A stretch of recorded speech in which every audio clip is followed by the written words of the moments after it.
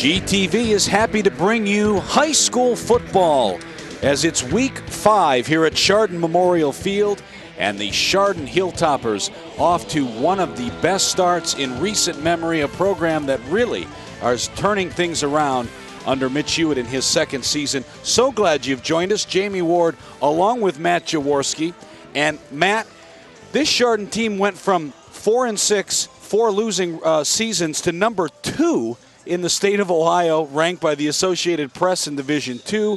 It's a 4-0 team, and their opponent tonight, the Madison Blue Streaks, a premier athletic conference rival, a team they play every year. And what do you think of all this? Well, first off, to be number 2 in the state may be a bit premature on the media's part, but we'll find out in these next 2 weeks, because really these are going to be the 2 biggest games of the year for Chardon, regular season-wise.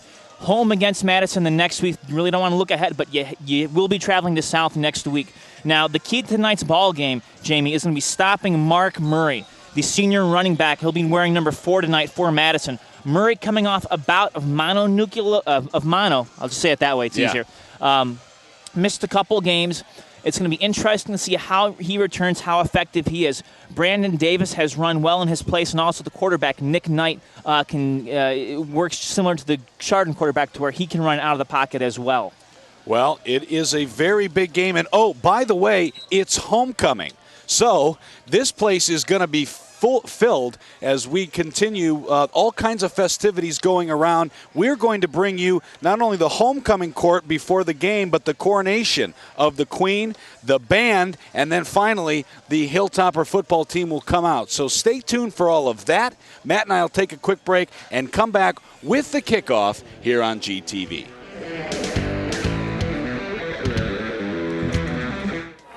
Ladies and gentlemen, Chardon High School Student Council would like to welcome everyone to the 2012 homecoming football game and festivities.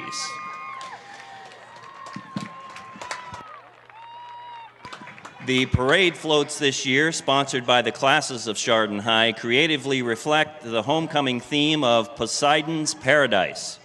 Difficult as it was, the judges have decided that the winner of the 2012 float contest is the class of 2013, the seniors.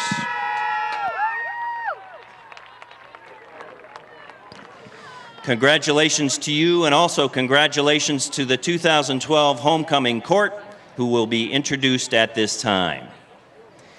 Escorted by her parents, Jeff and Carrie, is Jill Allenby.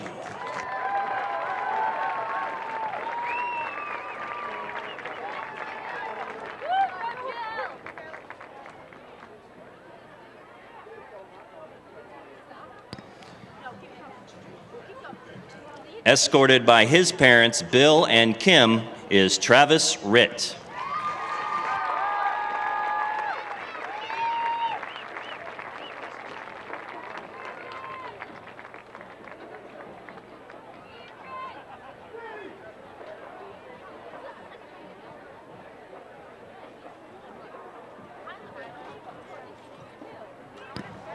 Escorted by her parents, Scott and Joanne, is Ashley DeShetler.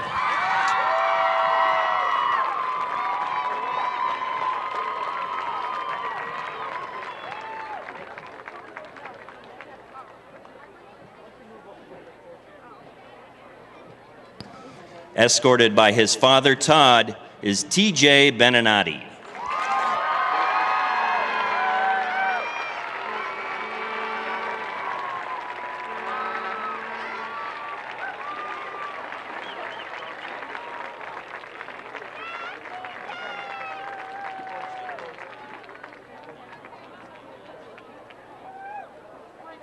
Escorted by her parents, Robert and Rachel, is Allie Deal.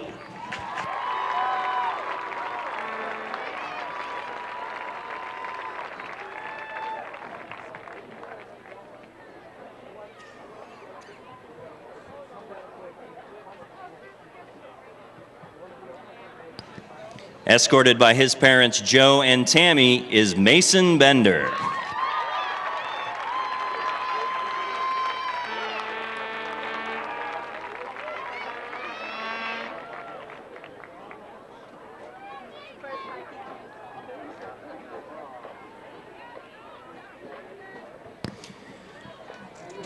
Escorted by her parents, Ed and Doreen, is Donna Grau.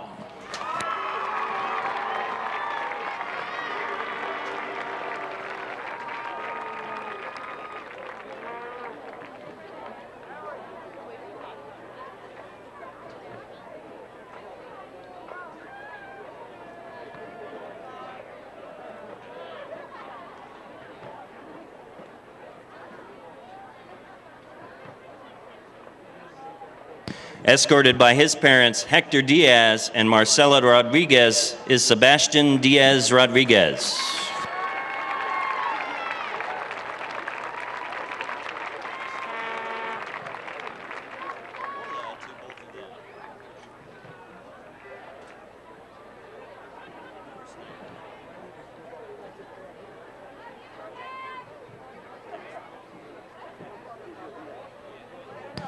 Escorted by her parents, Brett and Tammy, is Brittany Hoax.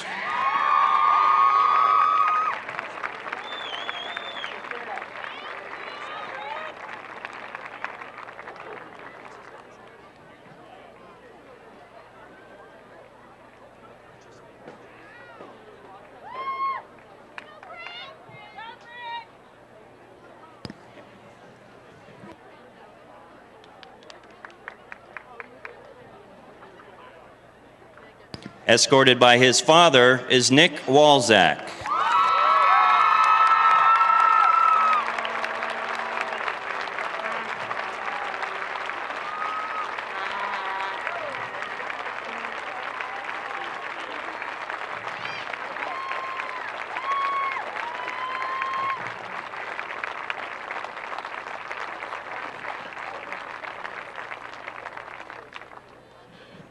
The king will be announced and crowned tomorrow night at the homecoming dance at 10 p.m.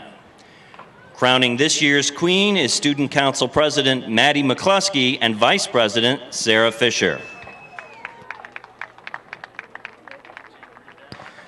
And your 2012 homecoming queen is Brittany Hoax.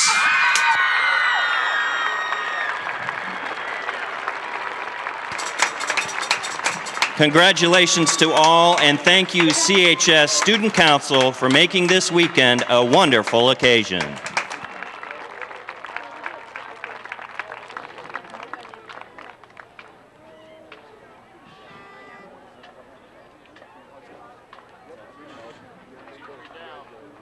Yeah, go, Chris. Go ahead.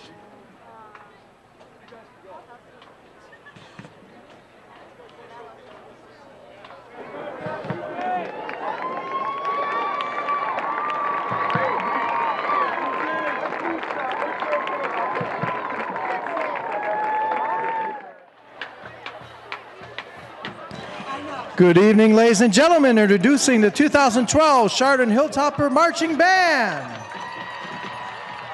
The band is being led onto the field by Senior Drum Major Ryan Gillespie. The band would like to thank all of our parents for their support so far this season. We would like to express our appreciation especially to our uniform moms, Nancy Norsik, Sandy Previty, Susan Pastello, and Karen Ritchie, as well as our third quarter snack coordinator, Laura Barron.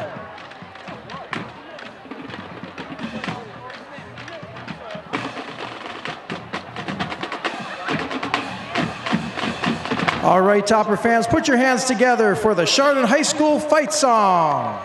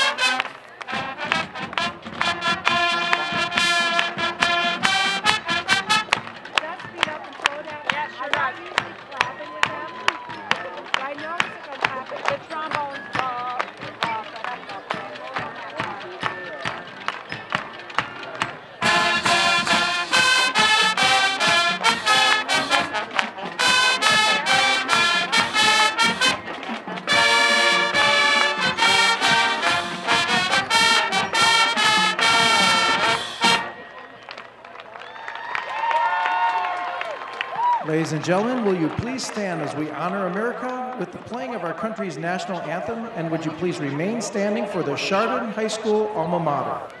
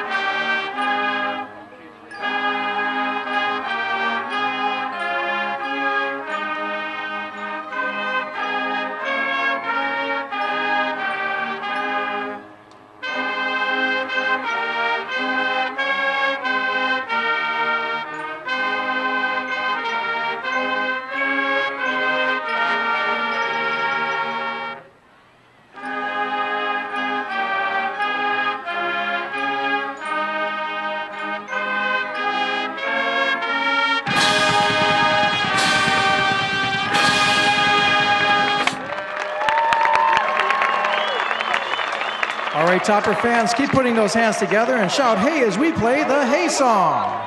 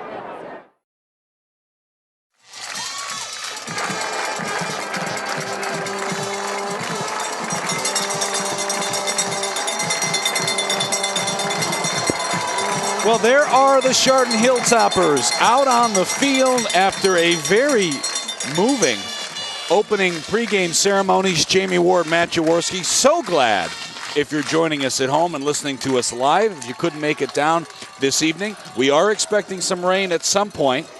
And for those of you watching on GTV, the video portion of our game as well, Matt, this is going to be an emotional game, it feels, for the home Chardon fans tonight. It is. We had a really nice tribute from the Chardon Crazies to Madison and their fans for their help during the tragedy. Yeah, certainly some tears here in the audience. Dating back to the basketball game when Chardon played Madison in the first round of the basketball tournament.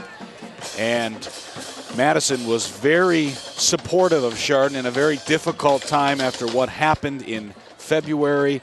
The Chardon Crazies over there in the north end zone all wearing blue and white to show their appreciation for what the Madison community gave them. So down here on the field, the Madison Blue Streaks are in all white tonight with the M on their helmet. They're going to receive the football on the right side of your screen, and they'll be going right to left from our vantage point. Bobby Bukovic, the junior kicker, puts it on the tee for the Hilltoppers, and we'll get a chance to see the defense, which will be important tonight against, as you mentioned, a Madison offense that likes to run the ball and has run it well. Jamie, they have, and this is the kind of game where if it's low scoring, folks, we may be done by 8 o'clock. It just has that potential. Well, the Hilltoppers in the home black pants, black uniforms, and of course their red helmets with the script Chardon across both sides. Bukovic 10 yards away from the football. He's got his 10 teammates around him. He approaches the ball, and we are looking live here at Chardon Memorial Field as it is picked up at the 10 and returned across the 20 to about the 21-yard line, and that's where the Blue Streaks will begin their offense today. Well, Jamie, you look at the Blue Streaks across the line, we're going to see Ryan Wilson, Seth Clark, Kurt Smith, Ricky Kinford, and Joe Bashore. Tight end Brandon Burkholder, the receivers Ben Bruning, Brandon Jerome, and John O'Brien. The quarterback Nick Knight, and the running backs tonight will be seeing Mark Murray and Brandon Davis. Empty backfield for the Blue Streaks to start things off, and it is Knight, the senior, in the shotgun.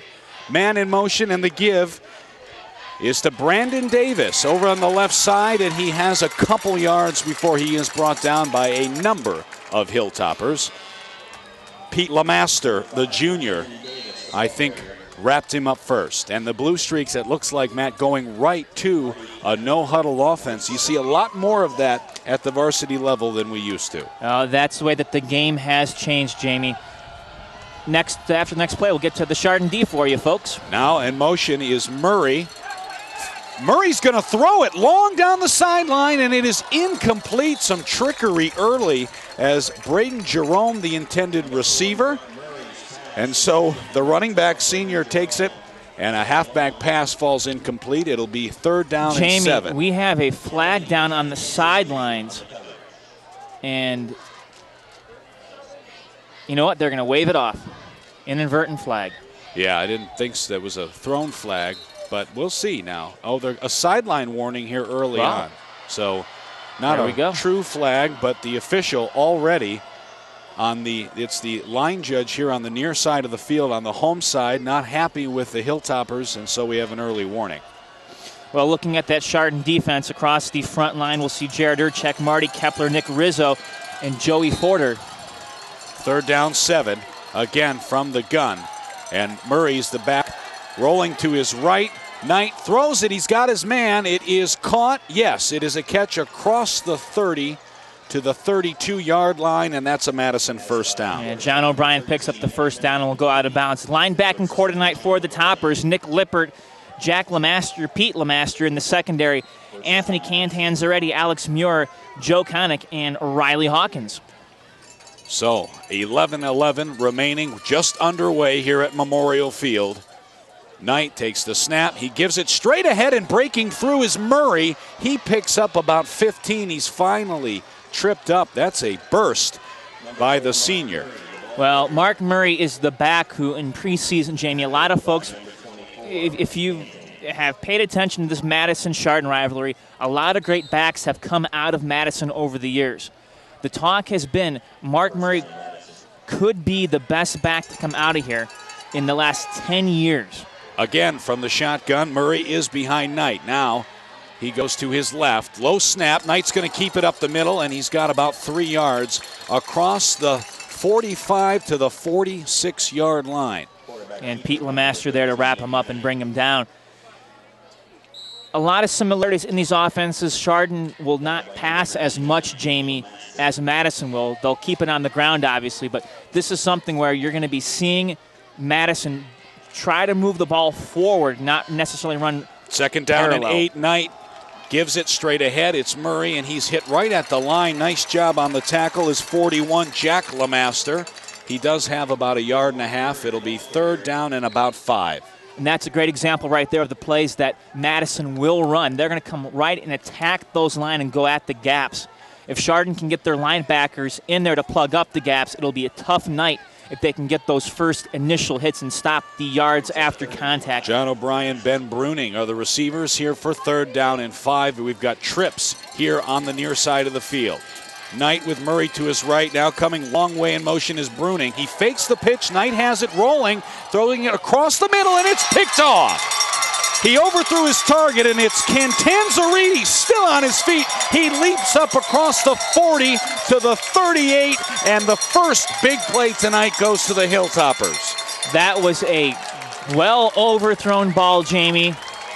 And Cantanzariti made a great play, kept his eye on the ball, held on to it, and ran it back well. That time, the receiver was wide open, actually. Nick Knight just made a late throw, a very high throw, and Chardon will take the first turnover of this game and look maybe to punch it in here. TJ Beninati, the starting senior quarterback, who's been running the wing T offense. A little different look this year for Chardon, but same basic premise. We'll see Riley Hawkins, Alex Muir, and the first carry goes to Muir. It's a pitch left. Muir hit at the line, maybe 1 yard, but he is really snuffed out by the Madison defense. Oh, Jamie, you look at the line, and this line for Chardon is the key to it all. Guys like Travis Ritt, Jared Urchek, Sam Wilkes, Nick Paul, and Marty Kepler, the front 5, get things going. And you have Andrew Gray, the tight end. You mentioned TJ. You have, of course, Matt Bolden, Riley Hawkins, Alex Muir, who will come out of the backfield. 9:07 and counting. Traditional now, wing T, directly behind Beninati. Under center, he gives it straight ahead, and the ball carrier is the fullback. He goes ahead for about 4 yards before he's brought down, and that is either Bolden. Bolden. It is Bolden. So, Matt Bolden, the junior, wears number 4. We'll see a lot of Roger Davis, the senior, number 8 as well. Madison's defense, by the way, Jamie, the front 3, it'll be Andrew Sheeman, Hayden Joost, and Dalton Boyer. Third down and 4 here for the Toppers, who have been very aggressive going for it on fourth down. Let's see what they can get here. They give us to Hawkins, and he's hitting the backfield, breaks that tackle, and does get back to the line of scrimmage. But he is 4 yards shy, and so I sort of set it up, Matt, here early on. Does Chardon continue to go for it? What's your opinion? I believe they will. Nothing would insinuate otherwise. Ken Krebs was in the backfield, had him wrapped up, but couldn't bring him down. Hawkins, a good second effort, but it is 4th and 4, and no surprise, Mitch Hewitt and the offensive coordinator, Frank Hall, sends the offense still onto the field. Really not in field goal range, and a punt does you almost no good. So this is a situation where most teams would go for it, especially the aggressive Hilltoppers. Wing T, 7:44 and counting. Beninati. Hard snap. Hawkins is in motion. Here's the scissor play. Muir has it, and he's going to be stopped shy of the first down. He had 3, he needed 4, so the Blue Streaks defense makes a big play. Well, they did, and that will unfortunately end the Chardon drive there, Jamie. Thought they may have had something. So offense back out onto the field for Madison. Jamie, you mentioned those fourth downs and want to bring this up. Against Maple Heights, Chardon was 3 of 5 on fourth down conversions. Yeah, and those were really set the tone for an aggressive offense. Back at it are the Blue Streaks. Nick Knight is again the quarterback. He's going to know it's a Wildcat. It's Mark Murray who took the snap, goes forward on the right side for 1 yard. Well, now we've seen Murray take a snap, run it, and he's thrown it on a sweep. So Mark Murray getting some quarterbacking action, and it looks like he's going to stay out in the field right now. Now, all the kid's got to do is drive the bus and they'll have a full day. He's going to stay in at quarterback, and with him is Ken Krebs. Number 34 is the lone setback. 3 wide receivers in the game for the Blue Streaks as we're under 7 minutes first quarter. It is again Murray up ahead, bursts for 11 yards and a first down. He Murray dragged R.J. Pikus, who tackled him about 5 yards before Pikus could finally trip him up. Blue Streaks to their own 40-yard line. Clock running again. And a happy 17th birthday to Gabby Phillips, as I can see that up on the topper board, Matt. Well, happy birthday to Gabby. Back into the game is Nick Knight, the quarterback.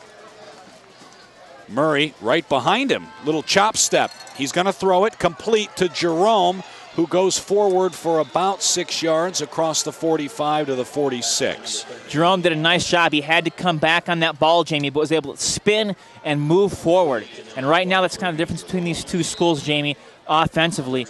Madison just attacking straight ahead, and Chardon taking more angles to get to that line of scrimmage. O'Brien and Jerome, the two receivers on this side of the field. Knight again, the quarterback. Murray behind him. He takes the snap, fakes it. Knight's going to keep it. He's got a first down. Maybe. No, depends he may on not. Depends on the spot. He's going to get right to midfield at the 49, and he will be about a half yard short. So third down and short coming. Well, good stop by the Hilltoppers. They read the play and were able to prevent a first down, but this is a big, big play now. Madison needs to get to the 50. The ball is just on the 49. Knight is going to take it, keep it right side, gets a lead block from Murray. He does get across the 50 before he is finally tackled. It looked like number 29, Joe Connick, who is always in on plays as the safety, was one of the tacklers. Travis Ritt coming back into the game for Chardon. Ritt, of course, is one of the members of this year's homecoming court. So congratulations to Travis. 5:20 and counting, no score here from Chardon Memorial Field. Just underway. Thanks for joining us at home. Knight gives it to Murray, running a sweep to the right side, and he has good, strong yards across the 40 to the 38-yard line, and it's another first down, 11 yards. Well, Max Menko going to be coming in to the game. Nick Rizzo going to get a breather. Jamie, right now, this Chardon defense has to figure out a way to stop the Madison running game. You know, the Hilltoppers have not really seen a team that has been as committed to the run as what they're going to see tonight with Madison. No, and it gets worse next week, too. Again, from the gun, and the give is straight up the middle. That's number 5, Brandon Davis, a junior. He gets about 4 yards to the 34-yard line. Well, Davis filled in well while Mark Murray was gone for the Blue Streaks. Well, we expected a quick game, and that's what we're getting here early on. Of course, Tim Willis, the head coach for the Blue Streaks, he's in his 13th season as the head coach, 23 overall here with the program. Again, it's Knight now looking over to the sidelines. Into the game is Davis is to his left. Same play. Knight fakes this handoff, goes straight ahead, and he will be stopped for about a yard, and it'll bring up third down. When you consider Tim Willis, Matt, he would have been a Madison coach when Chardon's head coach Mitch Hewitt was down on the field playing. He probably remembers Mitch, too, playing. I'm sure he does. The two had a conversation before the game. This is an important play here early. 3:46 and counting. It's 3rd and 5. Blue Streaks on the Chardon 33. Same formation that we've seen. Murray's back in the game. And Knight keeps it left side. He's hit and stopped short of the first down. Picked up a few yards, Jamie, inching his way closer, about a yard short. They'll mark the ball on the 30-yard line. And a player is down for the Blue Streaks, and so... Jamie, want to mention that this cablecast is funded by your cable subscriber franchise fees. And as always, we'd like to extend thanks to all the GTV funding communities, including those not those not funding tonight's contest for their year-round support. Our funding communities are Burton Village, Chardon Township, the City of Chardon, Hamden Township, Middlefield Village, and Munson Township. As always, we appreciate your support for GTV, and thanks to our viewers. The response has been tremendous, and if you're interested in GTV programming, let us know, what you'd like to see, or if there's a certain game you'd like us to cover, shoot us an email, and we'll see what we can do. Yeah, again, geaugatv.org is our website. As the injured Blue Streak, it looks like number 50, that's Seth Clark, senior left guard. He's being helped off of the field. And so he looks to be okay, but based on that limp, I'm not sure that we'll see him again. Big play coming up here. It's going to be 4th and 2 on the Topper board. And now Chardon has a chance to make a defensive stand here early. They're going to come out with Brandon Davis, a running back, playing the quarterback position from the shotgun. 4 wide receivers. Murray comes in motion. The give, no, he's going to keep it. Davis goes ahead, and does he have it? It'll depend on the spot. He does, Jamie. His second effort, he was hit once at the line, worked his way just over toward the end of the line and fell forward. I think, well, it's going to depend on the spot, but the spot is important. I don't know if, let's see what the referee does. We're going to have a measurement.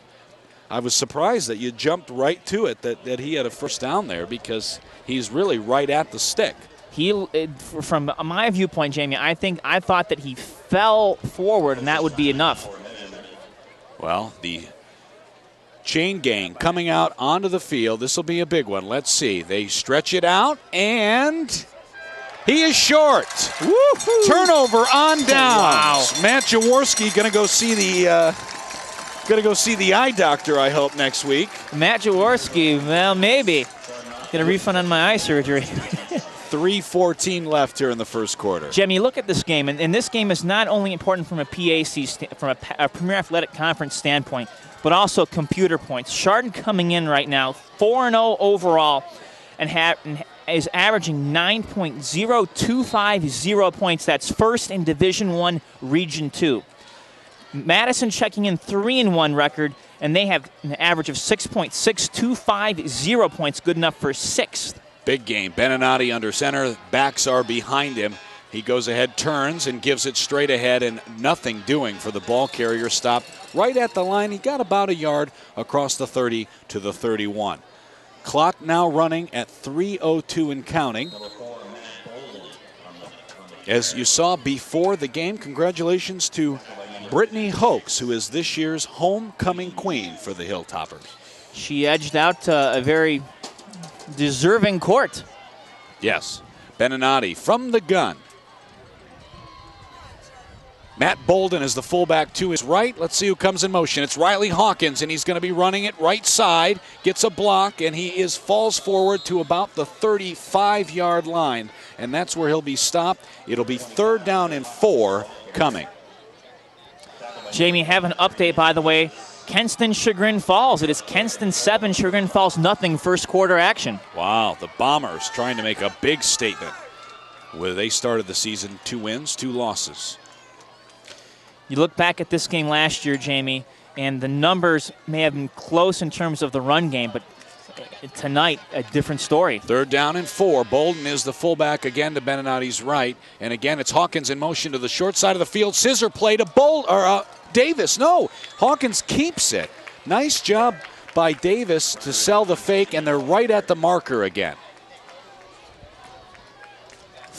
Ball's at the 39-yard line, and no measurement. Referee says first down. Now, Chardon will gladly take it. That is their first down of the game. Going back to 2011, Jamie, Chardon, 128 rushing yards, 157 for Madison. The difference, however, was pass. Chardon's secondary allowed 132 passing yards as Madison racked up 289 total to Chardon's 159. First down in 10. Again, it's Hawkins. Bolden is behind Beninati. Hawkins is over to the left. In motion is Roger Davis. Beninati takes the snap, and it is a no gain on the play. Unsure if he gave it. He did give it up. It was Bolden on the carry. It's about 1 yard, 2nd down and 9. Jamie, right now it just looks like the speed of Madison is a little bit too much for Chardon. Yeah, this is a Hilltopper football team that's got about 400 yards a game on the ground coming in. I mean, it's really been remarkable. Averaging 418 to be precise. Wow. 2nd and 9. We're under a minute now, first quarter. Beninati hard count. He gives it to Davis on a sweep to the left side, breaks through the line and falls forward. He's got about 4 yards across the 45. Just the ball, nose of the ball is across the 45. So another 3rd down situation coming. Well, Chardon trying to figure something out, attempting to work their way away from the heart of the Madison Blue Streaks. Now, Madison, by the way, is playing with 5 linebackers in tonight's contest. Mark Murray, Brandon Davis, Bo Ransom, Ricky Simsick, Ken Krebs, and J.C. Powell. Yeah, and then only 3 down linemen right now for the Blue Streaks. 3rd down and 4. Let's see if that offensive line can push them around. Davis is again in motion, scissor play. It's Riley Hawkins. He's got a 1st down, and he broke through and just was tackled across the 45 to the 43-yard line. Boy, oh boy, Nick Law saved the touchdown. Otherwise, Chardon would be up 6-0. Boy, and how many times have we seen a Chardon ball carrier go through the line and then he's gone? Blue Streaks, though, do make the tackle. 1st and 10, and that'll be the end of the first quarter, Matt. So, boy, 20 minutes of real time, and we even kicked off a couple minutes late. So, as predicted, this one is going quickly. We'll take it. Yeah.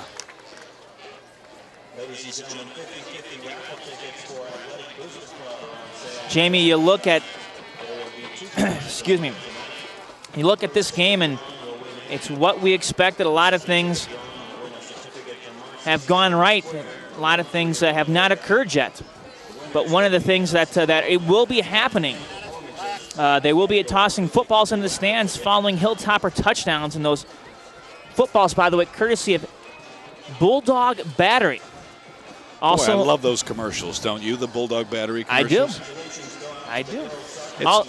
Go ahead. Oh, I was just going to say, it's like old school, like 1970s, local Cleveland type stuff. I prefer to call it retro. Retro, that's probably right.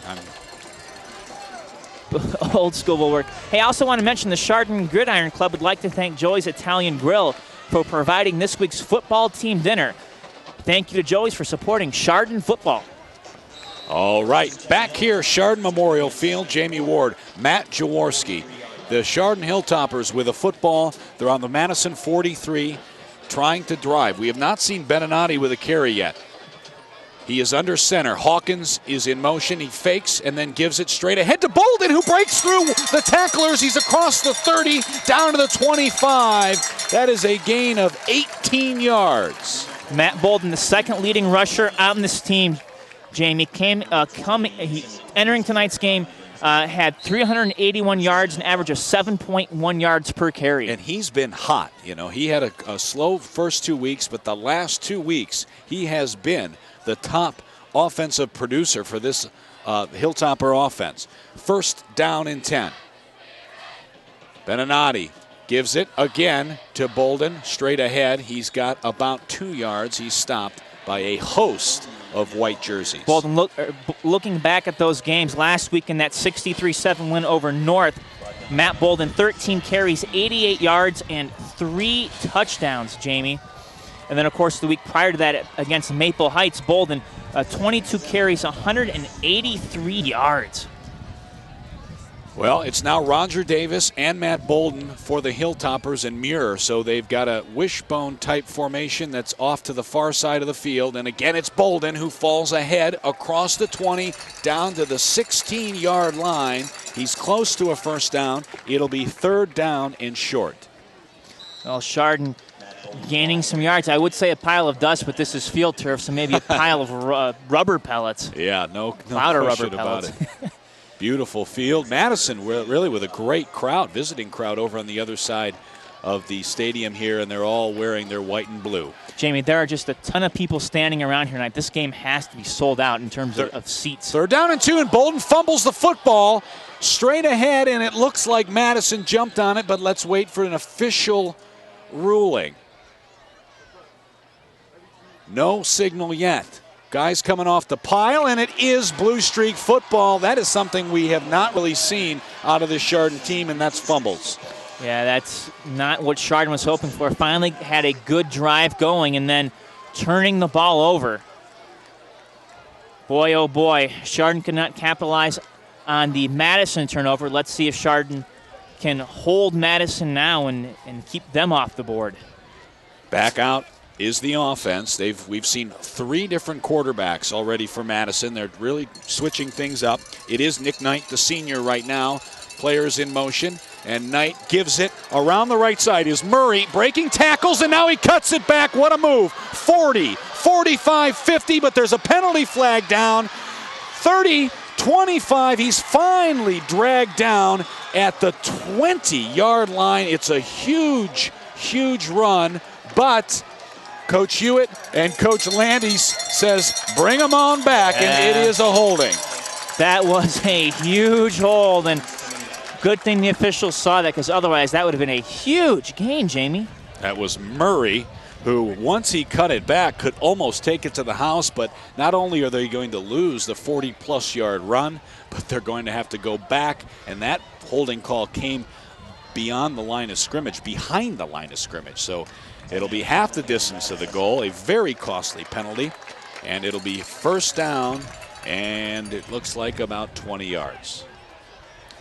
Oh, the Hilltoppers caught a break, but now they need to capitalize defensively. And you just feel, Jamie, that with all these great running backs out here tonight, that we're going to be seeing more of them with those big, long runs, because these guys are playing 9, 10 in the box. Nick Knight, and from the shotgun, he's going to throw it. Straight drop. His pass is complete to Brandon Davis, who is wrapped up and taken out of bounds. It is a gain of about 10 yards.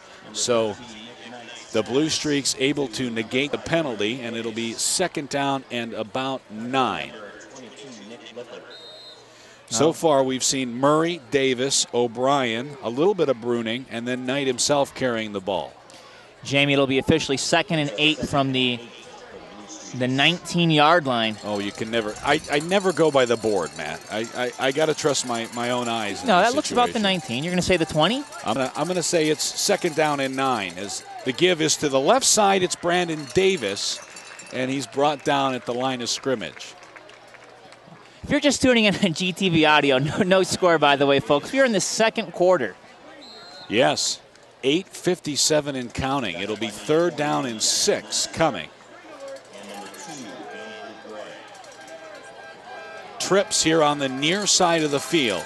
All right, now they have a mismatch. Chardon needs to bring out one more player. They seem to be very worried. They're going to dare him to throw it, and it is going to be a draw play to Murray ahead, and he's very close to the first down. He's at the 26-yard line to 27. And the referee is looking, and he wants another measurement. Fodor, by the way, in on the tackle for the Toppers. They're going to have an official timeout. And, Jamie, this allows us to let you know that at its September 10th board meeting, the Chardon Board of Education approved a reduction plan to be implemented in the event that the November 6, 2012 levy does not pass. Check the Chardon School's website for details on the reduction plan. Something I think we agree is not a desirable option. Well, they are just a few inches short, about 4 inches or so. And so the Madison Blue Streaks are going to send the offense onto the field. We'll see. They're on the 27-yard line. Boy, it will be the offense. It's Knight under center, and he's got an I formation behind him. And a timeout is going to be taken by the Blue Streaks. That's kind of what I thought they were going to do, Jamie. See if they could draw Chardon off sides. But, boy, fourth down inches from the 27. You turn that over, and that could be 6 points right there. Well, you're absolutely right. And I think Madison is now going to give it a good long look. It is certainly, it seems as though, especially what we've seen this season, that teams are not hesitant to go for it on fourth down. But this is a situation in a scoreless game, still early in the second quarter, where the risk versus reward is probably not worth it. I would agree with you, Jamie. A lot of things could go wrong. If you punt, at least you can you can pin Chardon back a little bit, maybe on their side of the field. Coach Hewitt personally addressing the defense right now. Well, we have a second to want to congratulate the Chardon volleyball team for their 3-1 victory over North last night. The team is back in action Tuesday at Lakeside. Coach Bobby McCoy doing good things with a young team. Well, after they reconsider it, they're still going to bring out the offense. Brandon Davis, number 5, is going to take the snap. He's in a shotgun position. It's a snap. He goes to the left side, and he has what appears to be a first down. It is. Boy, gutsy call, and they just run it right at Chardon. He needed a few inches, and he got 2 yards. Well, Davis just kept going and kept just pushing forward. Under 8 minutes now. Madison right to the line of scrimmage. Again, Knight is the quarterback. Claps his hands. And it's knocked down. He threw it, and boy, that was Urchek, number 58. He just rejected it. It looked like a basketball rejection there. Yeah. Urchek comes into this game with 12 tackles overall, 3 sacks on the season, Jamie. First breakup pass of the year, though, for him. Great job, and it'll be 2nd down and 10. Madison running a lot of, they're running the ball a lot from that shotgun, as Knight has not had a lot of success throwing. Has already had an interception today. Murray is the running back with him. A slow snap. He's going to throw it, and again it's knocked down. This time it's Fodor. Well, now everyone's getting in some backfield action, and Jamie, this is what Chardon was missing the first couple of Blue Streak possessions. Chardon was not getting into the backfield. They were getting no penetration through the defensive line, and now we're seeing that, and Chardon is making life very tough for the Blue Streaks. Well, I know Fodor is a basketball player himself, and I'm sure he'll play some very strong varsity minutes this season. Number 11. He's just a junior. So it's 3rd down and 10. Nick Knight, not the tallest quarterback you'll see, having a hard time getting it over the defensive line right now. 3 receivers in the game for the Blue Streaks, and Knight is going to throw it backwards behind the line. Low pass is caught by John O'Brien. It's either caught or it was a lateral backward, and they're going to lose a lot of yards on the play. A lot of times, you know, the thought process is, you know, if you're going to throw it to the receivers and you may not gain anything, just drop it. But that time, if he would have dropped it, that would have been a live football, and it could have been a potential turnover. So the Blue Streaks caught a break that O'Brien caught it, but boy, they lost 5 yards. Punter is now in on 4th down and 15. There's the snap, the kick on the way by Mason Kensinger. Drifting back is Joe Connick. Now he's going to come from his own 30. 35, Connick across the 40, breaking tackles. Joe refusing to go out of bounds, and he's down at the 42-yard line. Now Connick hanging on to the football, eventually getting both hands around it, but he would not go down. He was asking for the contact. So we'll see now if Chardon can build off of the momentum, Matt, that they had before the drive stalled last time. Well, a great defensive stop by the Hilltoppers, and Madison had issues last time defensively. We'll see if Chardon can maintain that offensive momentum. Chardon Crazies in the north end zone have now gotten rid of all that blue, and now they're just wearing white. And this is the largest student section we've seen yet this year. About 1.5 sections worth. Beninati under center, turns, gives it to Bolden. So they go right back to the junior, and he goes ahead for 3 yards on the right side. Jamie, I really like that call. Keep giving it to the big man. Keep pounding the middle. Eventually, that's going to start to wear those front 3 down. They gave him about 4 yards on the play. It'll be about 2nd down, and it's either a short 7 or a long 6. Clock running. 2 tight ends in the game for the Hilltoppers. Beninati turns. This time he fakes it to Bolden, keeps it himself. First time he's carried the ball, he goes up to midfield. His forward progress will get him 2 yards. It'll be 3rd down and 5.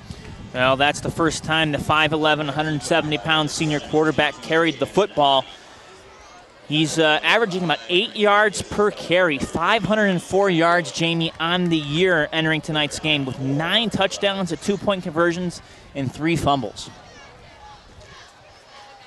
At midfield, 5:50 and counting. Cannot stress how quickly this football game is going here tonight. It is homecoming in Chardon. Beninati is from the gun. There's nobody behind him or to his left or right. A whistle, and the Hilltoppers are going to use their first timeout. Well, why not? At this point, Jamie, ball on midfield. There's 5:38 to go. 3rd and 4. We're talking second quarter's really winding down. You'll want to get on the scoreboard before halftime. The thought process is let's break, let's get together, let's call the play, and let's execute now. and let's make this happen. Yeah, it's an important drive as now the wind is kicking up some here, and I can feel it, Matt. That rain that we saw on the radar about a half an hour ago looks to be coming, and we're hearing it's starting to sprinkle. So we are under a tent just to the right of the press box, but now some fans who brought their umbrellas and jackets now starting to seek some cover. Now, watch out. This could make the ball a little bit slippery, too. 3rd down and 4 for the Hilltoppers right at midfield. Beninati's now in the pistol. I think it's Bolden is behind him. Goes now to his left. Muir is the running back to the left side. Beninati's going to keep it. He goes ahead to the 45. He gets across the 45, and he will have a first down. Needed 4. He got 5 yards. Now, Beninati kept it. A good call, and they pick up the first down. And once they reset the clock, or set the change game, the clock will continue to run. And just a little bit of a thought here, Chardon will get the ball back at halftime, or to start the 3rd quarter from halftime. Yes, and we will have the Chardon marching band at halftime. You're not going to want to miss that. Beninati with an empty backfield. It's Muir in motion, and Muir's the ball carrier on a sweep to the left side, and he's tackled at the line, falls forward, no gain. Well, he kept fighting and fighting. Sheeman had him by I'll say by the back tail of the jersey, but just could not get him down. But Chardon now going to the outside. They ran several plays right at him inside, but that play was an inside or outside play coming near side. So 2nd down and 10, 4:48 and counting. Beninati under center. Bolden is behind him. Roger Davis is to his left, and it is Muir to his right. Davis goes in motion, and it's a scissor play. Muir's the ball carrier, breaks through across the 40. There's a flag down as he goes down to the 37-yard line.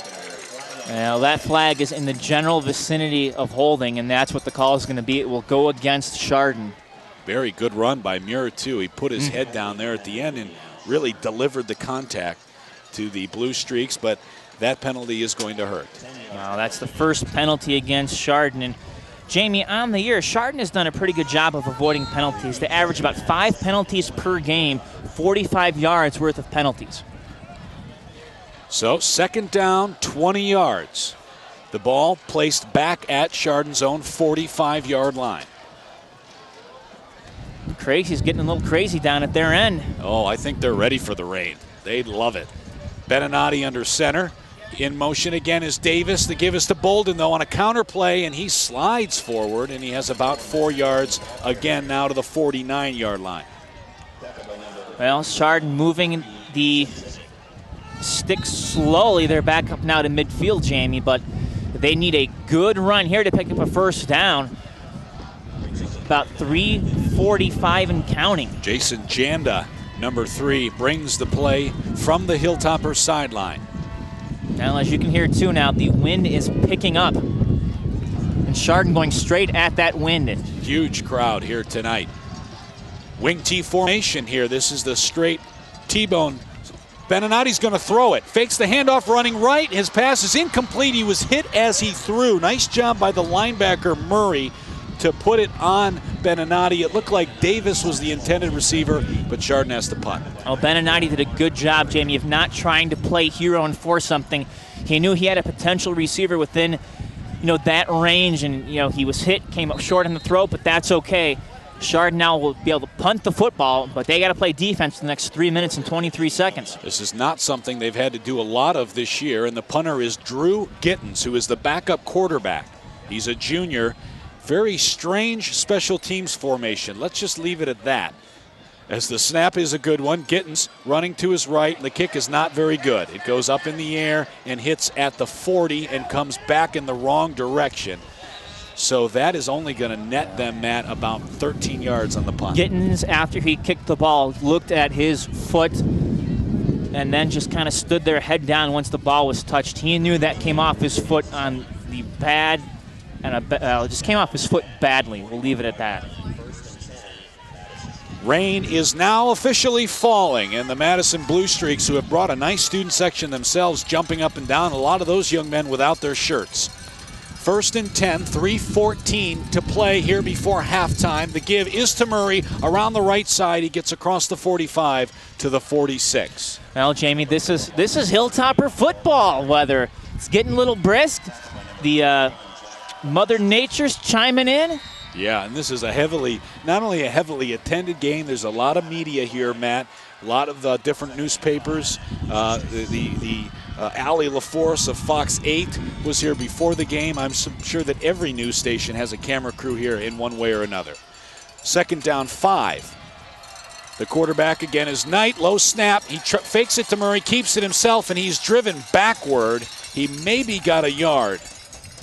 Well, Chardon needs to take advantage of those types of miscues, and certainly if you can hold those streaks to a yard, maybe actually I'll say a half a yard, that stick barely moved. You're doing yourself a favor. Now 3rd and 5. Ball 4 yards shy of midfield, clock running at 2:15 and counting. No score once again here from Chardon Memorial. Thanks. You're welcome. Knight is from the gun, trips to the far side. He's going to throw it. It's a short pass, and it's complete to Jerome, but he's tackled immediately. And a nice play on 3rd down. The Blue Streaks are about a yard and a half short. Well, this is certainly go for it in range.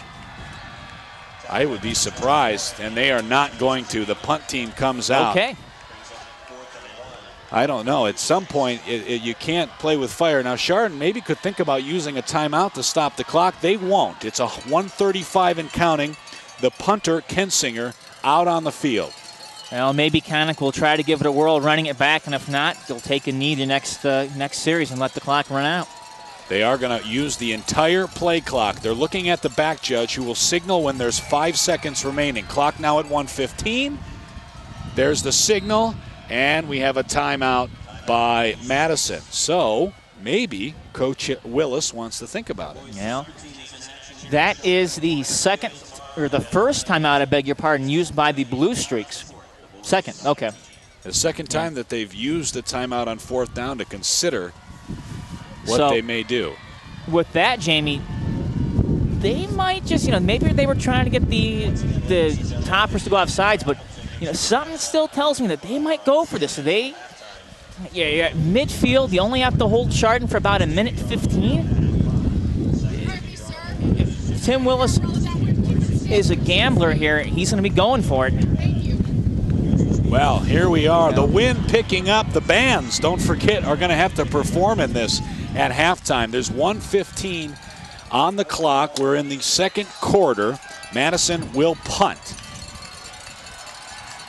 Now, it's important to note that Murray is the up back for the Blue Streak, so he could potentially, on a fake, do something, and he does. He takes the direct snap, running right side, and it's going to be the spot, and he does. He's got the 1st down. 1st down, and that was a gutsy call. Wow, 3 yards on the carry. Clock will now start again. 1:08 and counting. Madison with just the 1 timeout. They're looking to the sidelines for the play. Special teams right now going to the Blue Streaks. Knight is the quarterback, and Murray is to his left, and it's trips here to the near side of the field, and it's going to be Murray, the ball carrier, on the right-hand side, heading for the sidelines, and he's out of bounds at the Chardon 45-yard line. 49 seconds left. No, Jamie, gain of just a few there. And for the Blue Streaks, the clock does stop because he did get out of bounds, but if you're Chardon, if you can just keep holding him to a couple yards here, a couple yards there, you'll be okay. 2nd down and 8. Same offensive formation. It's Knight and Murray. Now trips to the far side. Knight's going to throw it. Rolling to his left. He's hit as he throws downfield, and there's another interception. This one at the 20. It's Cantan's again. He's returning it across the 45-50, and that's where he is finally dragged down by number 76, Ryan Wilson. Nick Knight was leveled as he got rid of that football, and that threw everything off. And now Chardon, Jamie, will take the ball over from midfield.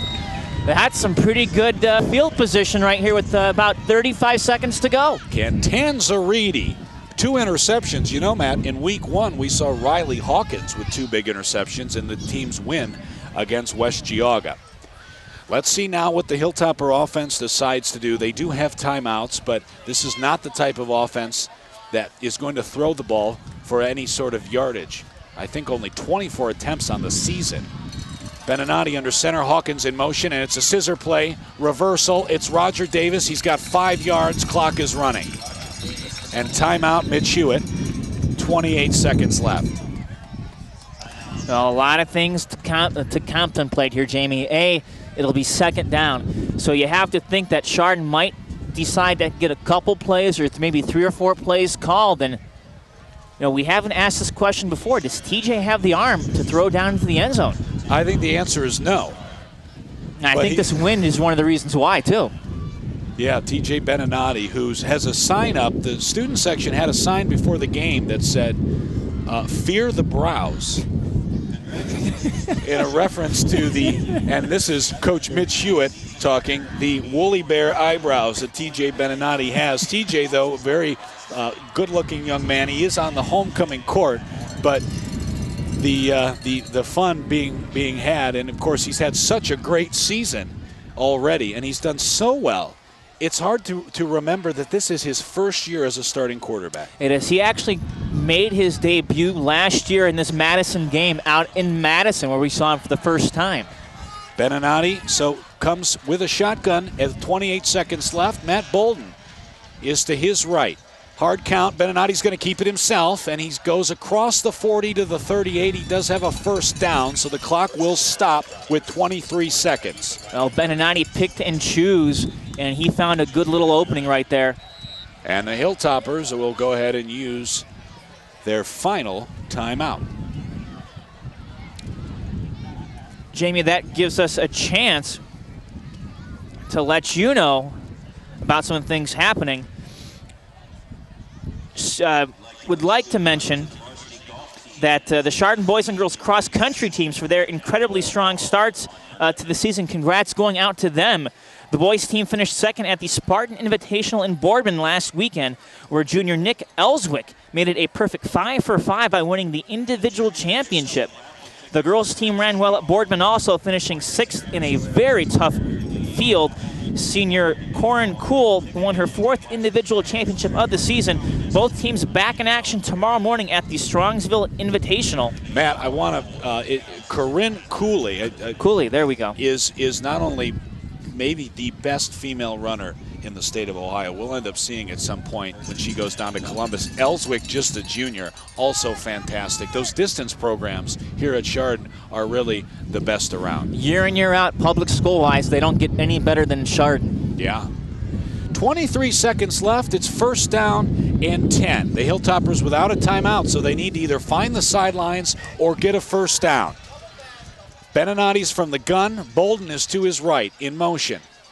Blitz coming for Madison. Beninati scrambling, breaking through, and he's hit, and he goes down hard at the 40. He loses 2 yards. Clock is now running with 14 seconds, and that's it. Coach Hewitt says, let's get out of here. It's a tie score. And Matt, what do you think after 2 quarters? Well, it is what we expected, Jamie. Both teams coming out and running the ball very, very strongly. The defenses have been bend but do not break. And it's been the traditional Chardon-Madison rivalry, as one would expect. Well, it's halftime for us. Stay with us. You're going to get a chance to hear both the Madison and the Chardon band. Madison will come first, then the Hilltoppers, and then Matt and I will be back with the second half. Thanks for watching and listening to GTV.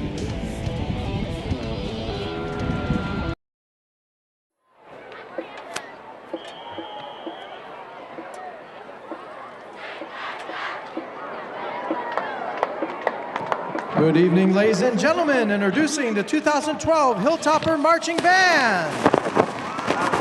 The band is being led onto the field by our senior drum major, Chrissy Savitas, and our drum line with snare squad leader, Connor McCluskey, snare squad leader, Connor McCluskey, quad squad leader, Matt Barrett, bass drum squad leader, Hannah Previty, and cymbal squad leader, Katie Doherty. Our first show of the year is based on some popular tunes from the past few years. We opened this evening's show with a tune that won the 2004 Best Rock Song Grammy for the alternative band, The White Stripes. With a huge shout out to our Chardon High School crazies, here is Seven Nation Army.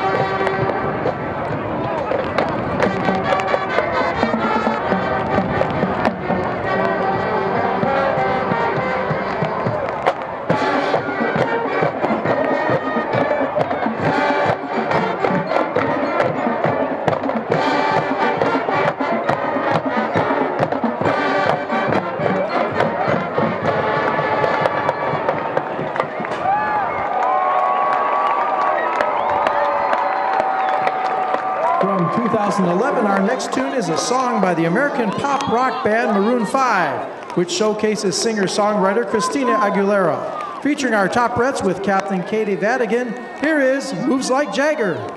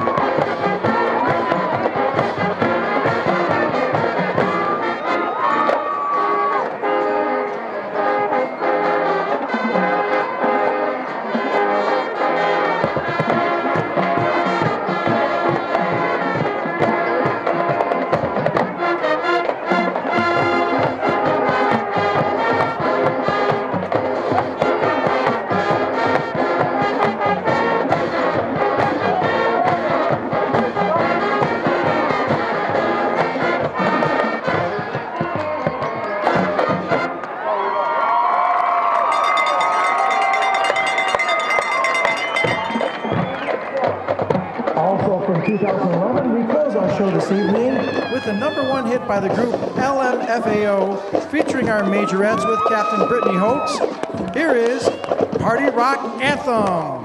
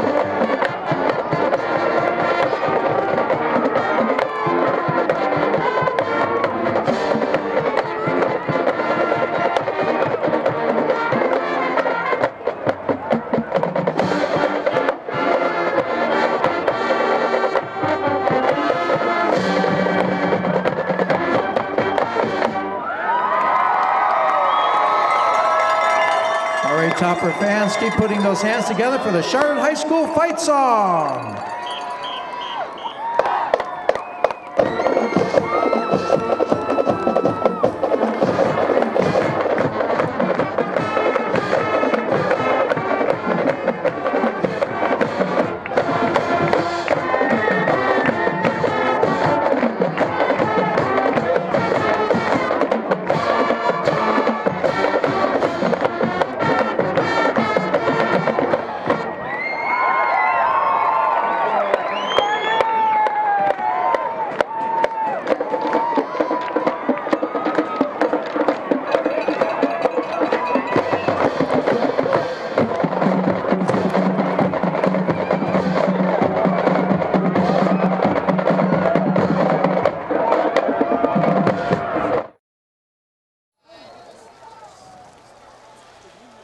Well, we're back here at Memorial Field, and Matt, we knew the rain was coming, and it has come, and it's quite an uncomfortable place to be right now for a lot of fans as it's coming down, really pouring at this point. Jamie, it is, and it is, well, it's not as blustery as it once was, but it is still coming down nonetheless. Haven't seen it like this for a football game here in a while. Probably the closest thing was that Riverside game last year that you and Craig did for GTV. Yeah. We have no score here as the final seconds click off the topper board between the Chardon Hilltoppers and the Madison Blue Streaks. Jamie Ward along with Matt Jaworski. Matt, we saw kind of an evenly played first half. Both teams ran the ball quite a bit. When Madison did decide to throw the ball, they threw 2 interceptions. The Hilltoppers with 1 turnover themselves on the Bolden fumble. But it should be a really entertaining second half. Jamie, absolutely. This is something where it is football at its finest. 2 of the top schools out on the east side, and Geauga County's 2 top schools, or excuse me, Geauga's top school in Chardon, and arguably one of the top schools out in Lake County. And this is one where, again, a lot of computer points are on the line. Chardon coming in first, right now first in D2 Region 2 or Region 5, and Madison 6th in Division 2 Region 5. Chardon, of course, number 2 right now in the state of Ohio in Division 2 as well. Madison will kick off to start the second half, and the Hilltoppers will go from right to left. From our vantage point, we happen to be staying dry right now underneath the Ohio State tent that Dave Jevnikar has sets up for us each game. Normally, we don't need it, though, quite like we do tonight. Now, thanks for Dave for bringing it, and a few of the other media members here will feel the same way, too. Hilltoppers are ready. Madison huddling up and kicking the ball off will be number 19, Zach Tyrone. First time we've called his name tonight. Back deep for Chardon is number 24, Cantanzariti, and it looks like Hawkins. It's a pooch kick on the ground, and it'll skip out of bounds, and that is a penalty. So the Hilltoppers will have good field position here to start the second half. Jamie, you talk about the condition of the field, and that's something that will play a factor in this game. It will be a very slick field. The field turf is very slippery when wet, so watch out for that. You know, there won't be mud, but you have to wonder if we're going to be getting some puddles here. So I haven't seen this field really come under this much water duress in a long time. Hilltoppers will take over from their own 35-yard line, and a special hello to Ken Baltitis, who I hear was listening at home in the first half. Ken, good friend, and hope you're enjoying yourself. You're definitely drier than we are. 12 minutes on the clock to start the third quarter. Beninati under center. Hawkins is in motion in the give straight ahead to Bolden, and he falls forward for about 6.5 yards. Well, that's the kind of play you like to see the Toppers run, Jamie. Be aggressive and go at the heart of that Madison O-line. We saw a lot of Bolden in the first half. Some Hawkins and Muir, a little bit of Davis. Didn't see as much Beninati, but what we've talked about before, Matt, is when you set up one thing and it eventually leads to another. We could see that in the second half. I wouldn't doubt that one bit. Mitch Hewitt has done that a lot this year, set things up for later on. It's again Bolden as the fullback, Muir and Hawkins. It's Hawkins in motion. This time it's a fake. Beninati keeps it, and there's nobody there across the 50 to the 45, and he's thrown out of bounds.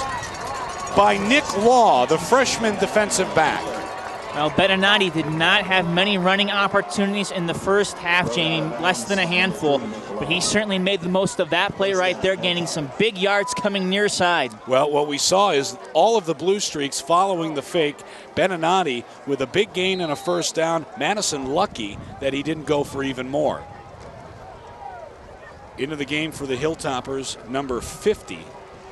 Playing tight end off to the right side. That's Justin Baker. Justin Baker. Beninati under center. This time he gives to Bolden, who's following his blocks ahead. Still on his feet, driving across the 35 to the 34-yard line. Took about 8 Blue Streaks to bring Matt Bolden down. Matt Bolden, 6'1", 195, and folks, he is just a junior. Yeah, you talk to him after the game, and he is, and you know, that's one of the things that Mitch Hewitt really stressed in the offseason was the weightlifting program, and if you talk to any of the players, they all feel stronger and faster out there. Second down and 3, 10:35 and counting. The snap, the give, counter play to Muir. He stopped at the line, probably got about a yard. It'll bring up third down and very short. One of the issues that Chardon had in the first half was the speed of Madison. And you have to think with this weather, it may kind of even that speed out a little bit and slow the Blue Streaks down. 10:08 and counting. Into the game, Jeremy Volk, number 21, getting some time. All of the Hilltoppers got a lot of time last week in the route of North. So third down and short, Hilltoppers trying to establish themselves. Hawkins in motion, the give is to Bolden. He does have the first down, and he's across the 30 down to the 27-yard line. Now give it to the big man and let him go straight ahead. That's what they've done a couple times on this drive, Jamie, and it's been successful. Once again, homecoming here in Chardon. Madison has brought a great crowd, a lot of students. Great band performance, and it is just a community event here tonight. It's 1st and 10. Beninati from the gun. He's going to keep it left side inside the 25. Still on his feet. Good second ever by TJ. He's got about 8 yards. He's inside the 20 to the 18. Beninati made a good second cut when he got into the secondary, Jamie. Allowed him to pick up a couple more yards as he faked his way left but then cut right. Well, we've seen TJ Beninati take over games at times, and with all of the work that fullbacks have had, we'll see if he gets some more carries. It is the fullback who's directly behind him, Bolden. He goes in motion now to his right. Beninati from the gun. Hard count. He's going to take it again, running left side through the line. He's hit and stopped. He'll be very close to the first down. He got about 2 yards, and he... Let's see what they're going to stop the clock, and are we going to get a measurement? No, it'll be a first down. 1st and 10 from the Madison 16. Hawkins is in motion. The give is to Bolden as he falls forward for a yard, maybe 2. It'll be second down. Of course, for that to happen, Chardon will need to pick up a good maybe 7 or 8 more yards. Well, Bukovic, who did struggle earlier in the season, has looked very confident on his extra points, and he had missed a few in week 1, came back last week and converted all of those extra points. And you know, for a junior in his first year doing the majority of the kicking, although he did a lot last year due to the injury, his confidence should be pretty good. All right, well, and if Chardon can put 6 on the board, he won't have to worry about a field goal either. Second down, 8. The give is to Alex Muir, and here comes a late penalty flag. Muir is driven backwards for a loss. That penalty is not in a good spot for the Hilltoppers. Let's see. It is a holding. Now that'll back Chardon up 10 yards. Excuse me, from the spot of the hold. You should have got a coffee at halftime. I know, the line was too long. It was a long line. It's still, look at that, it's still long. That's homecoming here for you. This has been a different type of season for the Hilltoppers. Again, 4-0, and this is another big statement game in the Premier Athletic Conference. Second down, 18 with the penalty. Beninati from the shotgun. Muir is in motion. He's the ball carrier left side. He's got inside the 20, and another penalty flag comes in. And Chardon just moving themselves back, back, back. Let's see. Probably, and it is, another holding call. So the strong run by Muir erased. It'll be second down now in very long. Jamie, on the year, Chardon, mentioned this earlier, has concurred entering tonight only 21 penalties for 183 yards, and they've got, boy, that's maybe 3 or 4 tonight. That's been another big strength this year of Coach Mitch Hewitt's team, is they haven't made a lot of mental mistakes and they have not hurt themselves with penalties. Here, though, it's second down and 22. Hilltoppers on the Madison 29-yard line. 2 wide receivers on the near side of the field. It's Volk and Muir. Beninati from the gun is rolling that direction. Now he turns and throwing to the right side. Riley Hawkins is open. He has it. 15 in down to the 10-yard line, and he's about a yard shy of the first down. Jamie, I'm not sure where Riley Hawkins came from, but he made a great catch. He was wide open. Well, the whole play was going to the left side, and Beninati given just enough time to throw it across to the right. Now, the spot is a little bit, I said that they were a yard shy. It's closer to about 5. A short 5, long 4. Scoreboard says 3. I don't agree with that, though. 6:46 and counting. Well, you've had issues with the scoreboard all night long tonight. I have. Picking on the scoreboard, man. Beninati under center. This is a Bukovec's range, though. Interesting that you pointed that out. Hawkins is in motion. He turns and gives it to Bolden, who has the first down, is inside the 5. No signal for the official. Let's see. Now, the Chardon players were signaling touchdown, but they quickly brought that back down, and that's got to be close to the goal line. Hilltoppers were celebrating. It is all the way down to the 1-yard line. So Bolden. Jamie, that looks a lot closer than maybe the 6-inch line. Yes.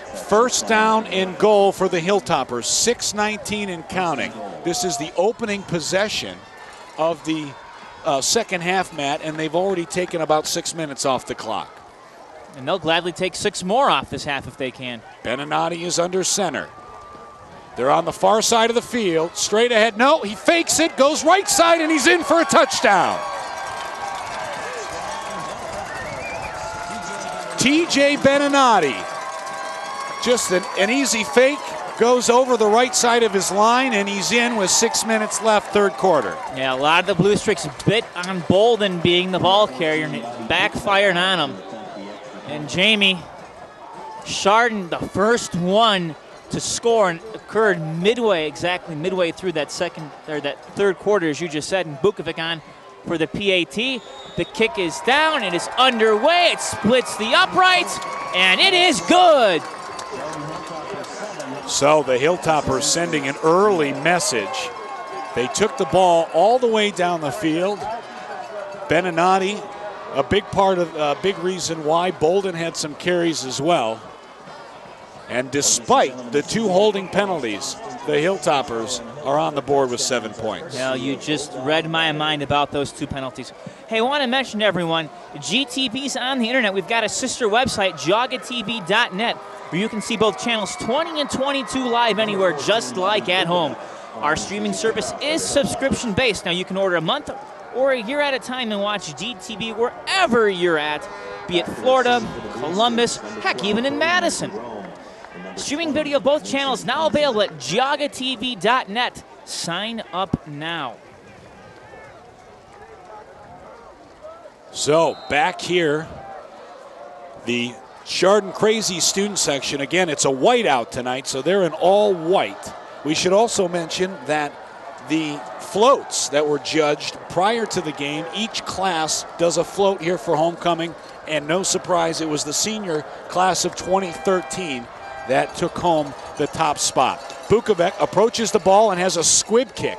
Not a good one. It's mishandled, and Madison dives on it at the 31-yard line. That was almost disastrous as the first Blue Streak whiffed on a chance for recovery.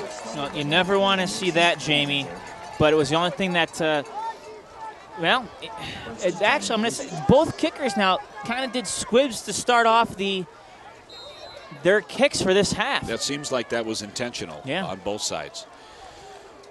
Back out is the Madison offense, and it is Nick Knight again, the senior quarterback. No surprise, it's Mark Murray, the senior, who will get the first carry off to the left, and he's stopped in the backfield for a loss. And look at number 41, Jack LeMaster, playing to the sidelines. Now, Jack LeMaster came up and made a big tackle. Jack on the year, 21 tackles, actually leading the team, tied with Muir with 21 each. It must be nice for the LeMasters. Jack is the senior, Pete the junior, to be running the defense over in the linebacking core. Keeping it all in the family. Once again, Nick Knight is from the shotgun. He fakes the give. He's going to throw it. The ball's in the air, and it's complete to Brandon Jerome, who has a first down across the 40 to the 44-yard line. And Jerome eventually wrestled down. I think that might have been Connick out there. Actually, maybe Riley Hawkins. They'll say Hawkins. Jamie, the more I think about this, and this rain and in the wind, that was such a huge throw from Beninati earlier, and now we're seeing Madison coming back and doing the same thing. Right back to the line. The give is to Murray, left side, and he goes forward for about 5 yards across the 45 to the 47.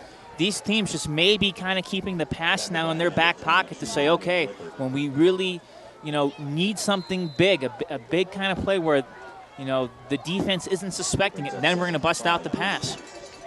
Again, it's the no huddle. 3 wide receivers and Murray, the lone setback. There's the snap. The give is to Murray on a sweep here to the right side. He's got good range, 45 to the 43. It's another first down. Good play call. And there is an injured Hilltopper down. And I hope that's not Nick Lippert. It's not. Good news. But bad news, one of the Hilltoppers is down, and he does seem to be in pain, right? Yeah. Right at the line of scrimmage. Unfortunately.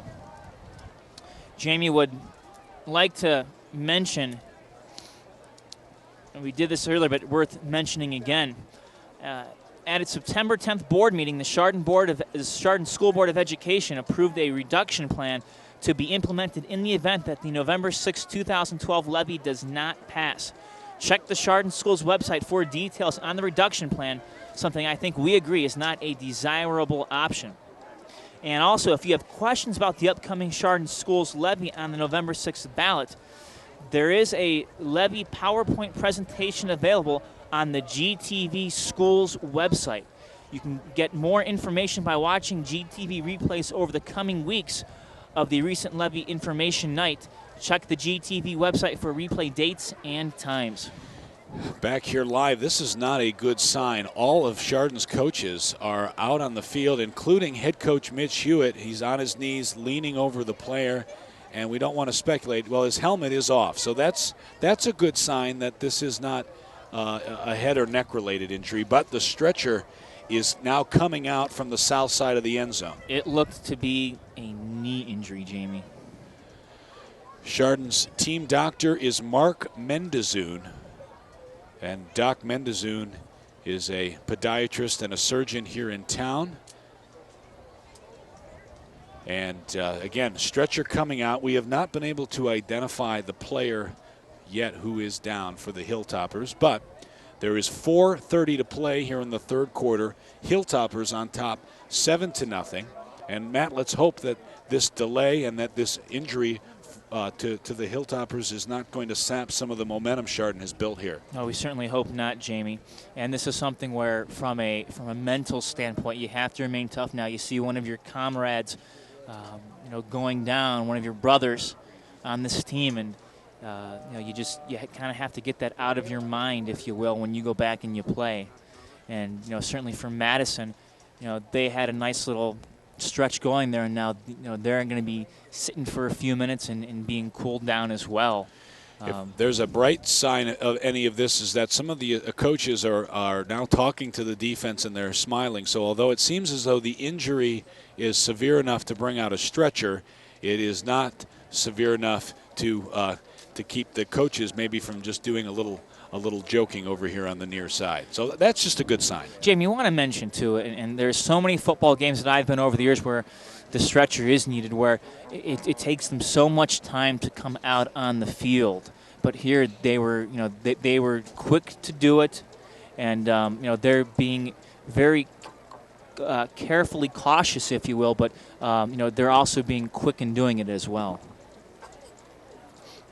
Hey, would like to also mention, Jamie, that Chardon's Fall Fest is coming up, and that's going to be at Saturday, October 6th from 7 to 9 p.m. There'll be lots of fun, pumpkin carving, food, music, and more, and that is right on the Chardon Square.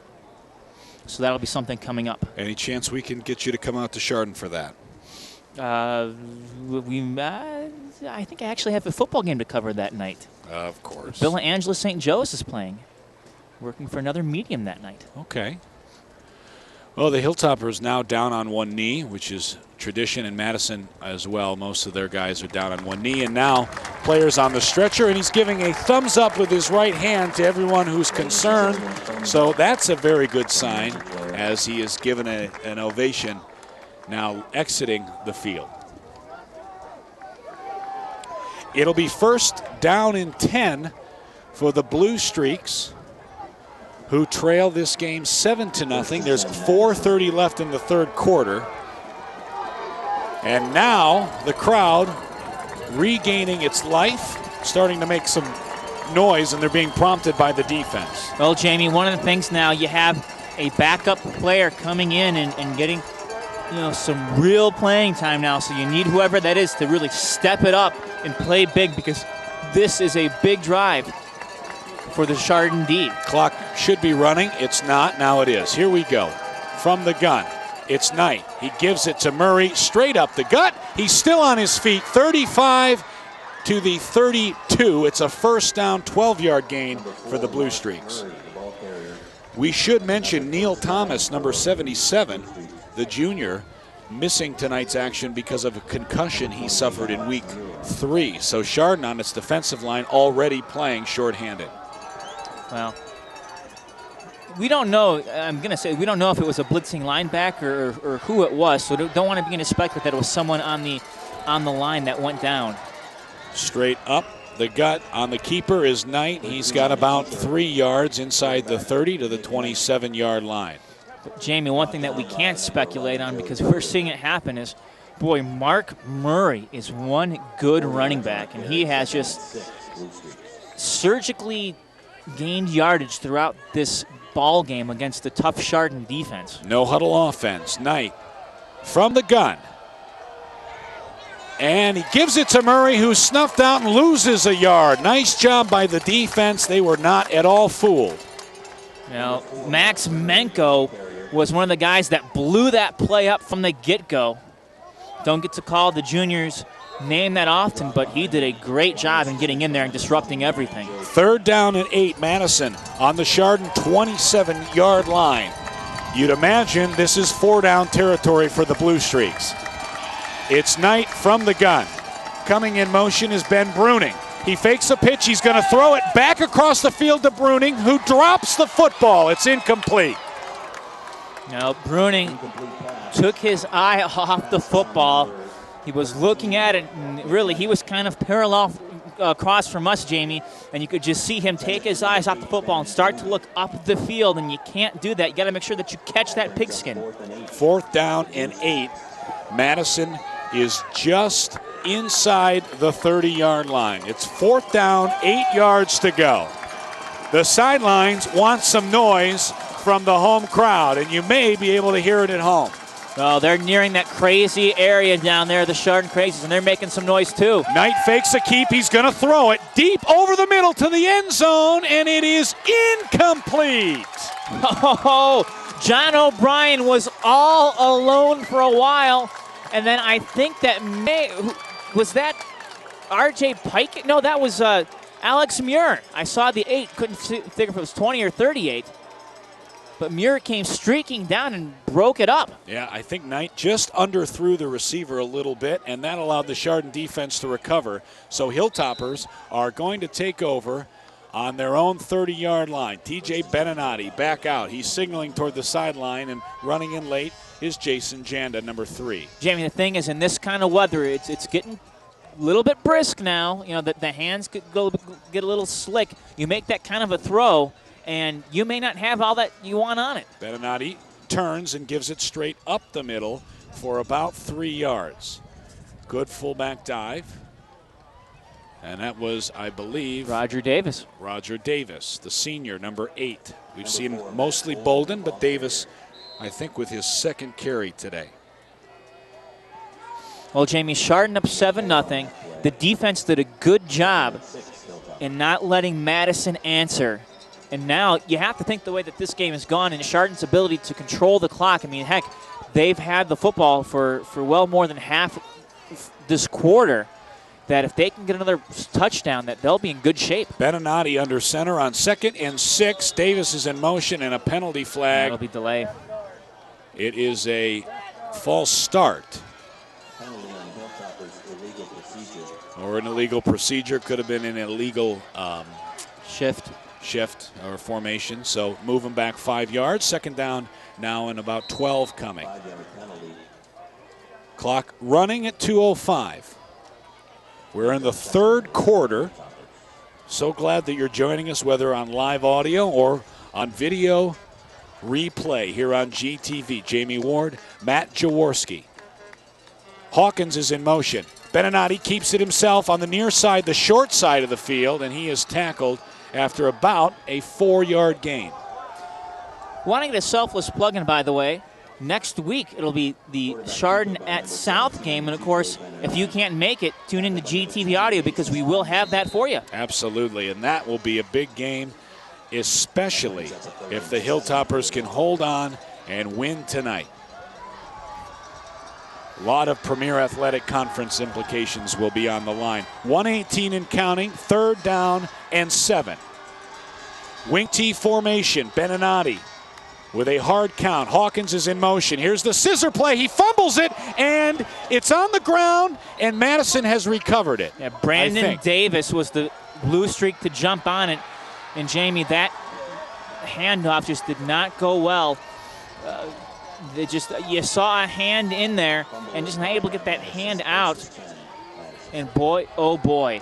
The 2nd fumble tonight for Chardon, and Madison has pounced on both of them. So now it's a short field for the Blue Streaks. They're on the Chardon 30-yard line. Well, Chardon now has fumbled 6 times on the year, losing 4 of them. Knight is the quarterback. Murray goes in motion. Knight's going to keep it himself right side of the line. Good run across the 25, and that's where he's hit and stopped, just inside. Jamie, for all the turnovers in this game, no one has put up any points on the board thanks to a turnover. So Chardon kind of has that going for them right now, if anything. But their defense played well last series, and they need to step up again right now. 2nd down and 5, 35 seconds and counting. Knight is all alone in motion, and the give is on the left side. That is Brandon Davis, who has a 1st down, but here comes a late flag. Boy, the arm on that back judge isn't bad. Sign him up. The Indians could use that kind of an arm. And it is a holding against Madison. So the 1st down by Davis wiped away. And it'll be 2nd down now and long for the Blue Streaks. Boy, holding seems to be the call du jour of the night, if you will. Yeah, a lot of holdings tonight. More in the 2nd half for sure. Hilltoppers, though, Jamie, do catch a break with that holding penalty. Yeah, from the spot of the foul, it makes it now 2nd down and 7 yards to go. 18 seconds and counting.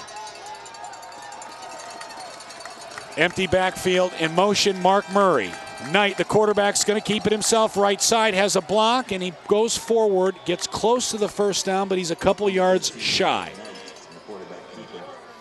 Now Madison getting there just so slowly towards that 1st down marker, and this certainly will be 3 down or 4 down territory. But first, we got to switch sides of the field, and we got to get ready for the 4th quarter because the clock struck 0.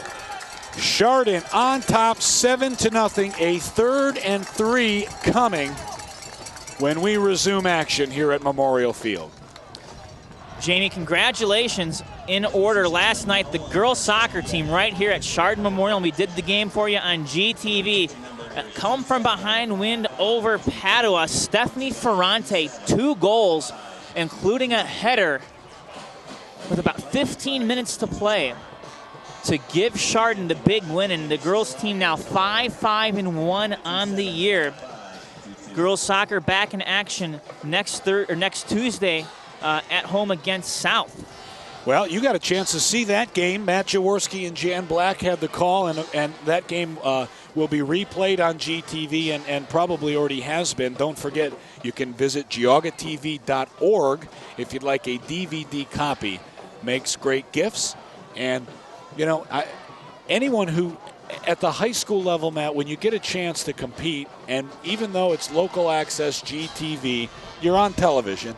And I got to think that parents are snatching these DVDs up every chance they get. I wouldn't doubt that for a minute, Jamie. It's something that you can always take with you and always look back fondly of your time in high school. Speaking of time, the boys soccer team's in action here at Chardon Memorial Field tomorrow at 11 o'clock in the morning against Vermilion. That's once again an early 11 a.m. start for boys soccer because it is homecoming.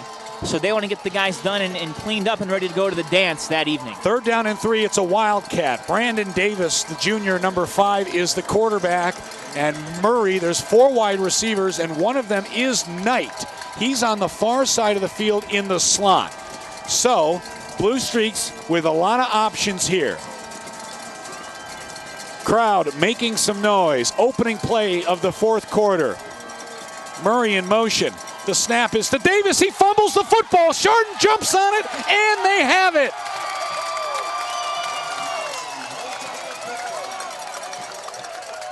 Now, who recovered it? I couldn't tell you. Ball on the 28-yard line, and that is a big break for the Hilltoppers. Boy, that is one slick pig. I'm referring to the football. The football. 2 fumbles on 2 consecutive drives. Hilltoppers here need to use some clock and continue, and they've done a good job. Now, they can't turn it over. They fumbled and stalled last time out. They come with 3 receivers, actually a tight end and 2 wide on the far side of the field. Beninati is under center. Hawkins is in motion. Riley Hawkins, the ball carrier, around right side, across the 35 to the 36. A good gain of about 8. Jamie, if there was a guess to be guessed, I would guess that Chardon will not really do much trickeration right now. Just basically hand the football off, get some yardage right now, because that's what you need. You need to run the clock, pick up some first downs, and most importantly, get some points on the board. We have not seen the Hilltoppers break one tonight, but they are always in a position to do so, especially later in a game when the defense starts committing. Here's the snap and the give straight away to Bolden, and he is pushed backwards, and he probably lost about a yard. See, that time they had Bolden come near side. Bolden's had most of his success tonight just running straight up the gut. So it is a gain of 1 because of the forward progress, and so it's 3rd down and 1 here. Matt, would not be surprised if maybe we see Bolden, the fullback. Roger Davis and Hawkins are the 2 halfbacks. And it's Davis in motion. Beninati does give it straight ahead to Bolden, and he has a first down, a gain of 4. Matt Bolden is deceivingly quick. He has a great first step, and once he can hit that hole, you know, he doesn't get much quicker, but he hits it quick enough where the linemen and linebackers really have trouble getting to him early on.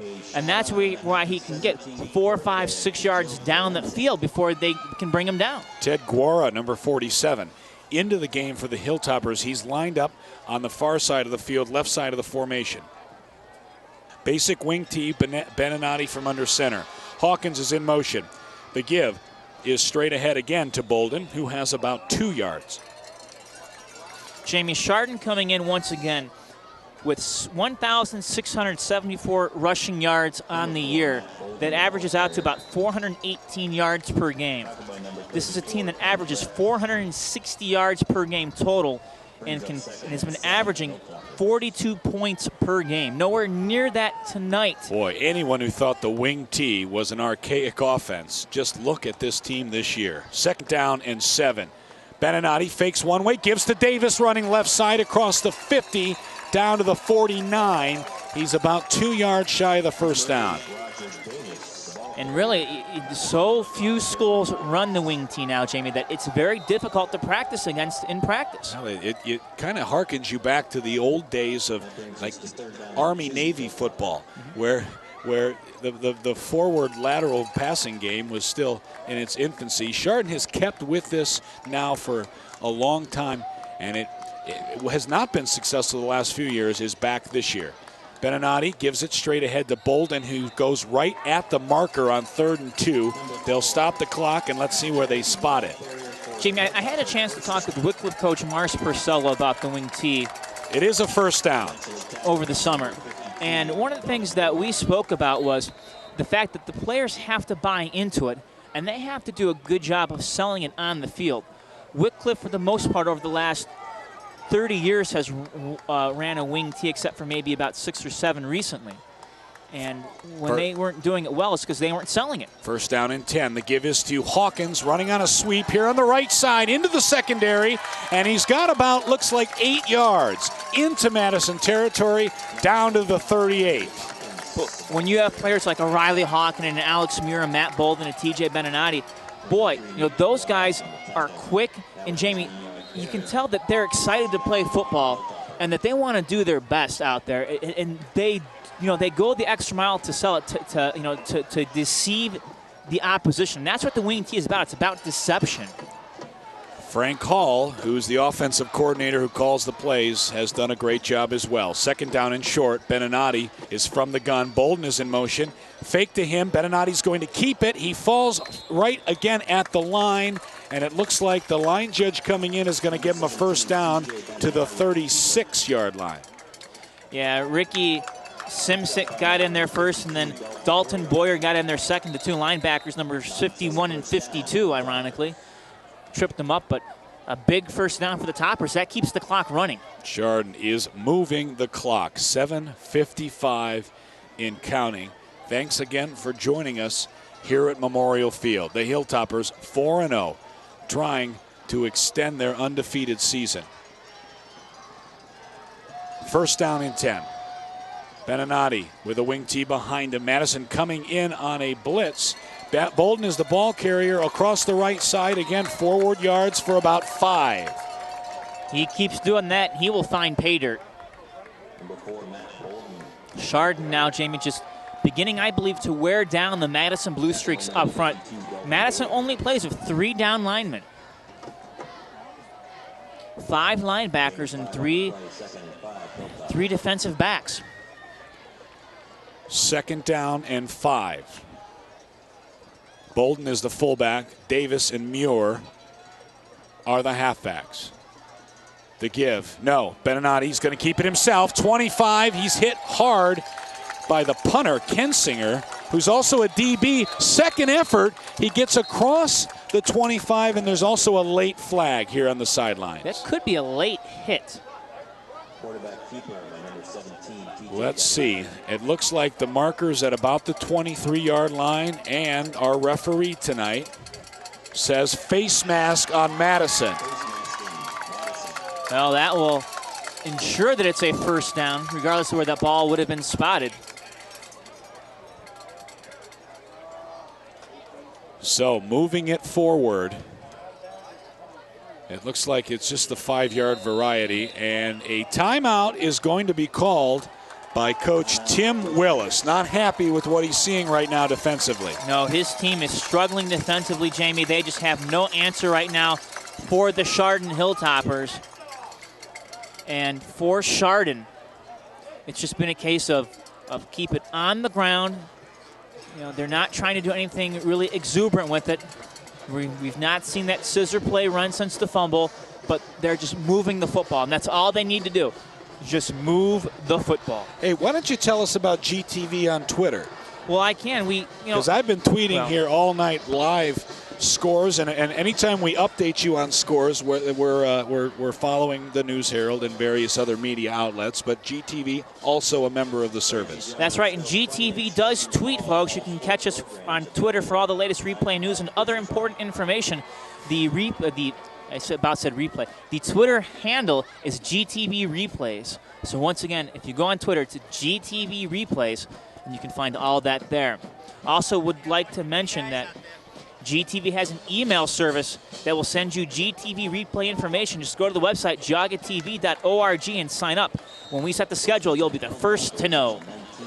First down and 10, the Hilltoppers on the blue streak, 19-yard line. Familiar cast of characters offensively. Beninati, Bolden, Hawkins, and Muir. And a whistle and a penalty going to go against the Blue Streaks. It is an encroachment call. No, hold on now. Now we have another official pointing the other way. So, who wins? Tim Willis.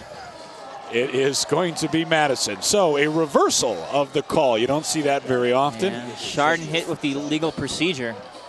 False start. Somebody moved early, drawing off the Madison player, and so move them back 5 yards. For the ball now on the 24-yard line. First down and 15. Guara comes in for Chardon with the play. Jamie, Chardon in their previous touchdown scoring drive had to overcome penalties. We'll see if they can once again do that here. Beninati from the gun. Bolden is to his right. Hawkins is in motion. The fake is to Hawkins. Beninati through the line and down to the 10-yard line. A 14-yard strike by the quarterback. Chardon has not had many big runs, but that was a pretty darn big run right there. How quick is TJ when he gets through that first layer? He is quick. Second down now and a yard. Jamie, he can just turn on another gear that you don't often see from players. 6:19 and counting. Bolden is the fullback. Again, it's Hawkins in motion. It's a fumble. It was a poor exchange between Beninati and Hawkins, and I think Madison has it. They do. Boy. Wow. Chardon had nearly ran off the entire 6 minutes of this second half, or this fourth quarter, beg your pardon. And then once again, another poor exchange. Jamie, that's the third Chardon fumble tonight. It was Beninati and Hawkins, and Madison really has to feel like they've been given a reprieve in this game. Oh my, you can bet Chardon will be working on that all week in practice, not turning over the football. Well, one thing Chardon has going for it is that they are deep in their own territory, the Madison is, and the Chardon crazies acting like almost like a dog pound. Trickery, a give, throws it back to Murray, who's hit hard and out of bounds, and that was a lot of work for 3 yards. It was, but they will go to Mark Murray. He had a couple weeks off once again, folks. Murray was out 2 weeks with mono. So he's just, coming back. He's a little bit fresher than... Have you ever had mono? I have not. I have. But in terms of being hit, Jamie, and the physical pounding, I understand that mono can be kind of painful and you don't feel well, but when you're not getting hit 2 weeks in a row. Second down. The give is to Murray, who goes and carries a few defenders with him for a first down to the 23-yard line. Good run for the senior. So you just feel a little bit fresher, if you will, not that you're feeling that fresh from having mono. I thought mono. you said you've never had mono. I haven't. You're just speculating. Speculating. All speculation. Thank you. Clock is running. 5:52. I do play doctor on TV. Here on GTV. The give is again to Murray. He is a workhorse right now. He is stopped, though, right at the line, and there's a big pile there. Guys pushing. Number 2 is Brandon Buckholder, the tight end. He's one of the Blue Streaks pushing, and I think the rain is picking up again. It turned down to a mist, but it is now back to a full-blown regular rain. Second down and about 7. 5:19 and counting. Madison from the 23-yard line. They have not had a big play really yet tonight on offense. The give is to Davis on the right side. He's still on his feet across the 35 to the 37, and that's a first down. That's one thing that separated Chardon and Madison this ball game, Jamie, is Madison has had those 10, 15-yard runs throughout this contest, and Chardon has really struggled to pick up 8 or 9 yards at a time. Madison now making some noise over on the far side. The band, which is very tastefully dressed, I will say, with the old school hats and the blue parkas that they're wearing. The tubas up at the top, and now they're making some noise. It's 1st and 10. And again, it's Nick Knight from the shotgun. He takes the snap and he gives it to Murray, and Murray goes forward and was almost pushed forward for 9 yards. Yeah. Several of the Blue Streaks looked like they were just trying to rip the ball out of his hands. And Jamie, you're this close to midfield. You got to bring the young man down. You have to pick up stops because the clock, while yes, it's working in your favor that's running down, there's still a lot of time left. Blue Streaks at their own 45. Same formation from the gun. Again, it's Murray. Same thing we've seen. He has a first down, and he gets to the 50. Some of the fans here. He dragged Fodor about 6 yards. You don't see that too often. No. No, you don't. Clock is again running. Madison has recovered 3 fumbles. The Hilltoppers lead 7-0. And the Blue Streaks trying to get on the scoreboard. Davis is the running back. Davis carries it right side across the 50, 45, cuts it back, still on his feet. Big gain of 16. Now Alex Muir in to trip him up.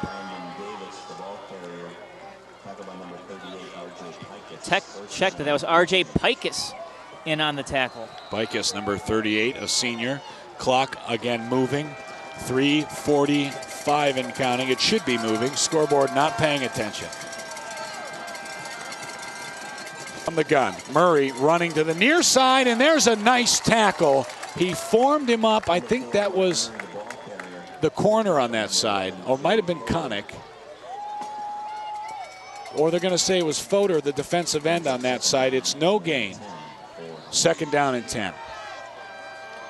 Well, that's a good job by the Chardon D-line to be able to make that kind of play. I mean, they've had a tough time sealing off the ends.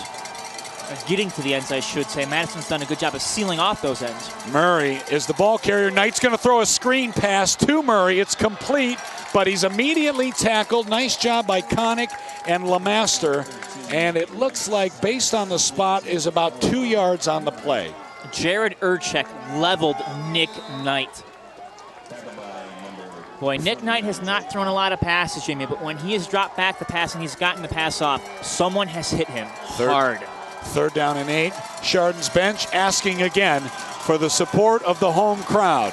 2:40 and counting. Cowbells and all. Cowbells, more cowbells. That's what Chardon needs. Nick Knight from the gun. He drops back. He's going to throw it deep down the sideline, left side, and it's intercepted by Alex Muir. Muir's going to return it across the 15 to the 20. Still on his feet to the 35. The 3rd interception for the Hilltoppers. A late penalty flag does come in, but it's after the turnover. Jamie, a huge turnover, and that's the story of the second half. There have been turnovers galore, but none have turned into points. But for Chardon now, the clock reads 2:19. You have the ball. You just need to pick up some first downs, and you're now 5-0. Muir caught that ball as if he was the intended receiver, and it is going to be a unsportsmanlike penalty on Chardon. And so Muir got it out to the 39, which was a good return. He is a tailback, by the way, a halfback. The penalty, though, moves them back to the 20. Let's see. I can't quite decide. Usually I think that's a 15-yard. Well, they haven't officially marked it off yet. They looks like they'll put it at the, there they go, the 29. 24. Correct, 24. So it is a 15-yard penalty. It is at the 24. Madison only has 2 timeouts. Hilltoppers with the ball and 2:19 to play. Jamie, I'm going to harp back. No turnovers for Chardon. No fumbles. Beninati turns and gives straight ahead. It's the fullback, Matt Bolden, who's still on his feet, and a second effort puts him to the 34-yard line and very close to a first down. That is a great piece of running by Matt Bolden. Folks, if you noticed, he had both arms over the football, was not going to let himself be stripped of the pigskin. It's a 9-yard gain. 2nd down and 1. Clock is moving. Boy, that's tough for Madison. You almost wish he would have got the first down, because now 2nd and short, and Chardon is very close to icing this game. Beninati under center. He turns, gives it, again fullback straight ahead. First down, Hilltoppers across the 35 to the 36. Jamie, prior to the game, a couple of us were talking about maybe the last time Chardon was 5-0. And you have to think timeout Madison. You have to think it'd be back during the mid-90s. So if I did my math right, some of the kids on this team potentially weren't born yet when Chardon was last 5-0, or maybe they were just infants around that time. Yeah, you're very much right. This is a Hilltopper program, of course. We go back to 1994 when they won the state title. 1998, they're the runners-up. You know, that was under Bob Doyle, and that established the Hilltoppers, that established the wing tee, it established the Script Chardon logo that we have, and it established Chardon as a football school. But that was a long time ago, and there's been some drought years. Hewitt seems to be bringing some of that tradition back, though. He has, and Hewitt has turned this program around. Currently, the Associated Press, folks, has said Chardon is the 2nd best Division II team in the state of Ohio right now. Which is really surprising. I mean, that's... Well, truthfully, I don't think that, that they should be in the top 5 yet, top 10 arguably. But, the Hilltoppers really, they beat a tough Kenston team. Maple Heights, I think Maple Heights is really on the downside. They weren't, it wasn't the Maple Heights of Shaq Washington from several years back. And they're just around 500 right now. Here we are, 132, 1st and 10 for the Hilltoppers. Madison showing blitz, and they do. And it's going to be Beninati around the right side. He faked the give. He does stay in bounds. Smart play by the senior, and he's got about 2 yards on the carry. However, Jamie, this is a huge, huge, huge, huge win for Chardon. Well, it is now 2nd down. It was a 4-yard gain, so it's 2nd down and 6. The clock is running. Madison with just 1 timeout. They don't want to use it yet. They will be able to use it after this play, and I don't know. It's going to be pretty close. The Hilltoppers are close to taking a knee at this point. Now 55 seconds and counting. We're going to wait till there's 5 seconds on the play clock. Now there is. Chardon, hard count. Davis goes in motion. The give straight ahead. Bolden, he falls. Timeout Madison, and it comes with 41 seconds. And so that will do it. The Hilltoppers, there's a 25-second play clock. So. Really, Jamie, it's simple. Chardon picks up a first down. This game is over, no doubt, no questions asked. Even if they don't, they should still, I believe. They will be in a potential situation to punt it with about 10 to 12 seconds left. Or they may decide to go for it.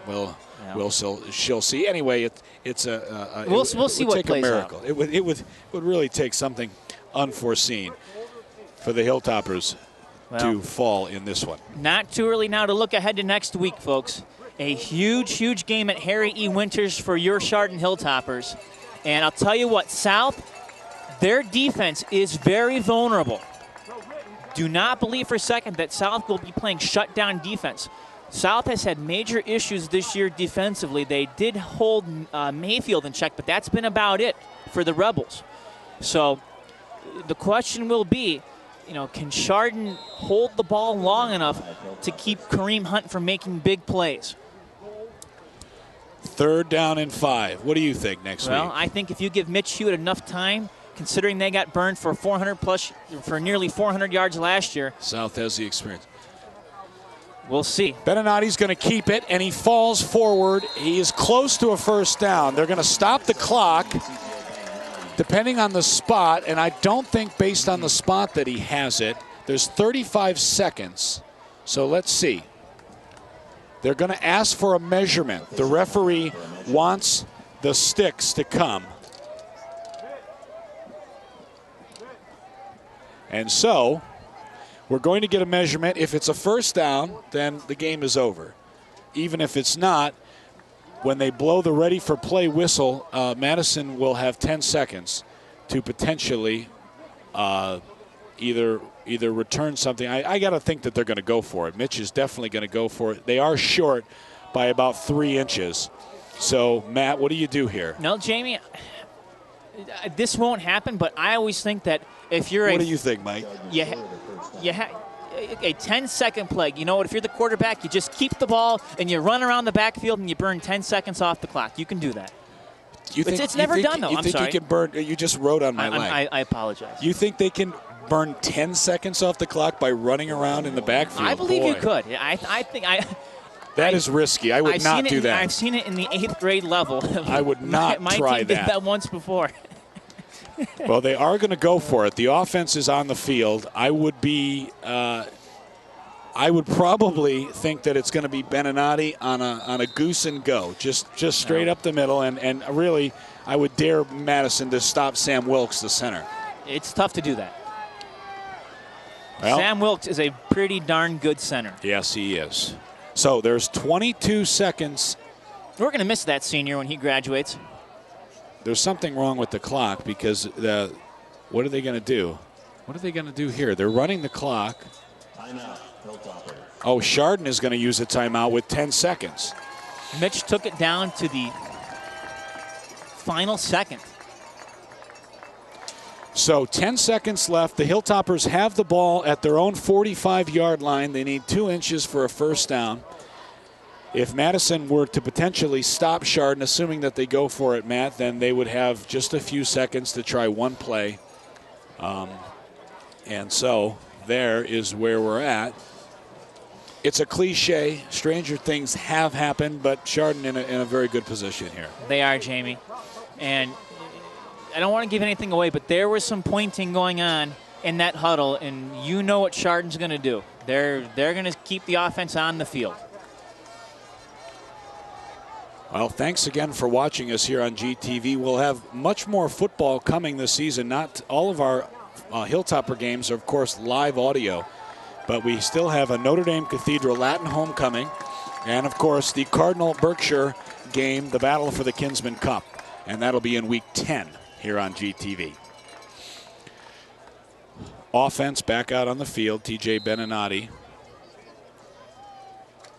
is under center, and he needs 2 inches. 4th and short. He takes it. He dives forward. It is a first down, and that's your ball game. The final score tonight is going to be Chardon 7 and Madison 0, and it is not a big win for the home Hilltoppers. This is the biggest win of the year right now for Chardon. I may say that again next week, but as of right now, Jamie, this Chardon team now 5-0. And they're making the city of Chardon proud. A shutout for the defense. I can tell you that's what Mitch Hewitt will be most proud of. A linebacker in college. And here come the crazies. They're taking the field from the north end zone and storming out to their home team. And it is a wonderful, wonderful scene that we're seeing. Baby powder being thrown in the air everywhere. It is a homecoming celebration. And again, our final is Chardon 7, Madison 0. Thank you for watching Chardon Hilltopper football here on GTV. Would like to thank Dave Jevnikar, our executive producer, Jeff Graw and Ty Kellogg, who are on the cameras, Brett Iyer, who's back at mission control, and of course, Matt, I want to thank you as well. Always a pleasure, Jamie. Great job. Thanks for watching GTV. I'm Jamie Ward. We'll see you soon.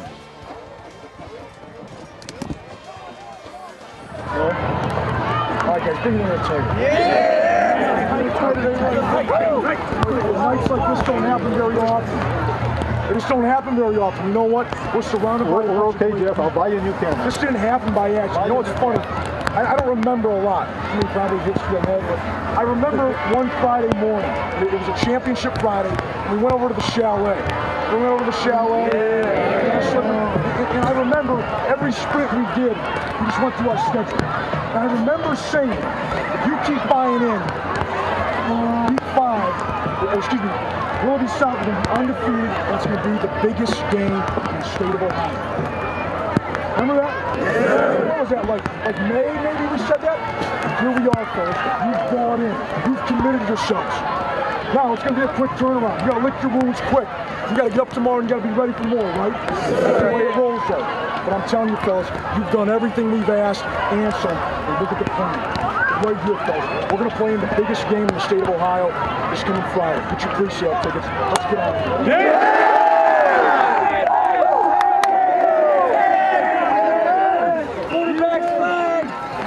1, 2, 3.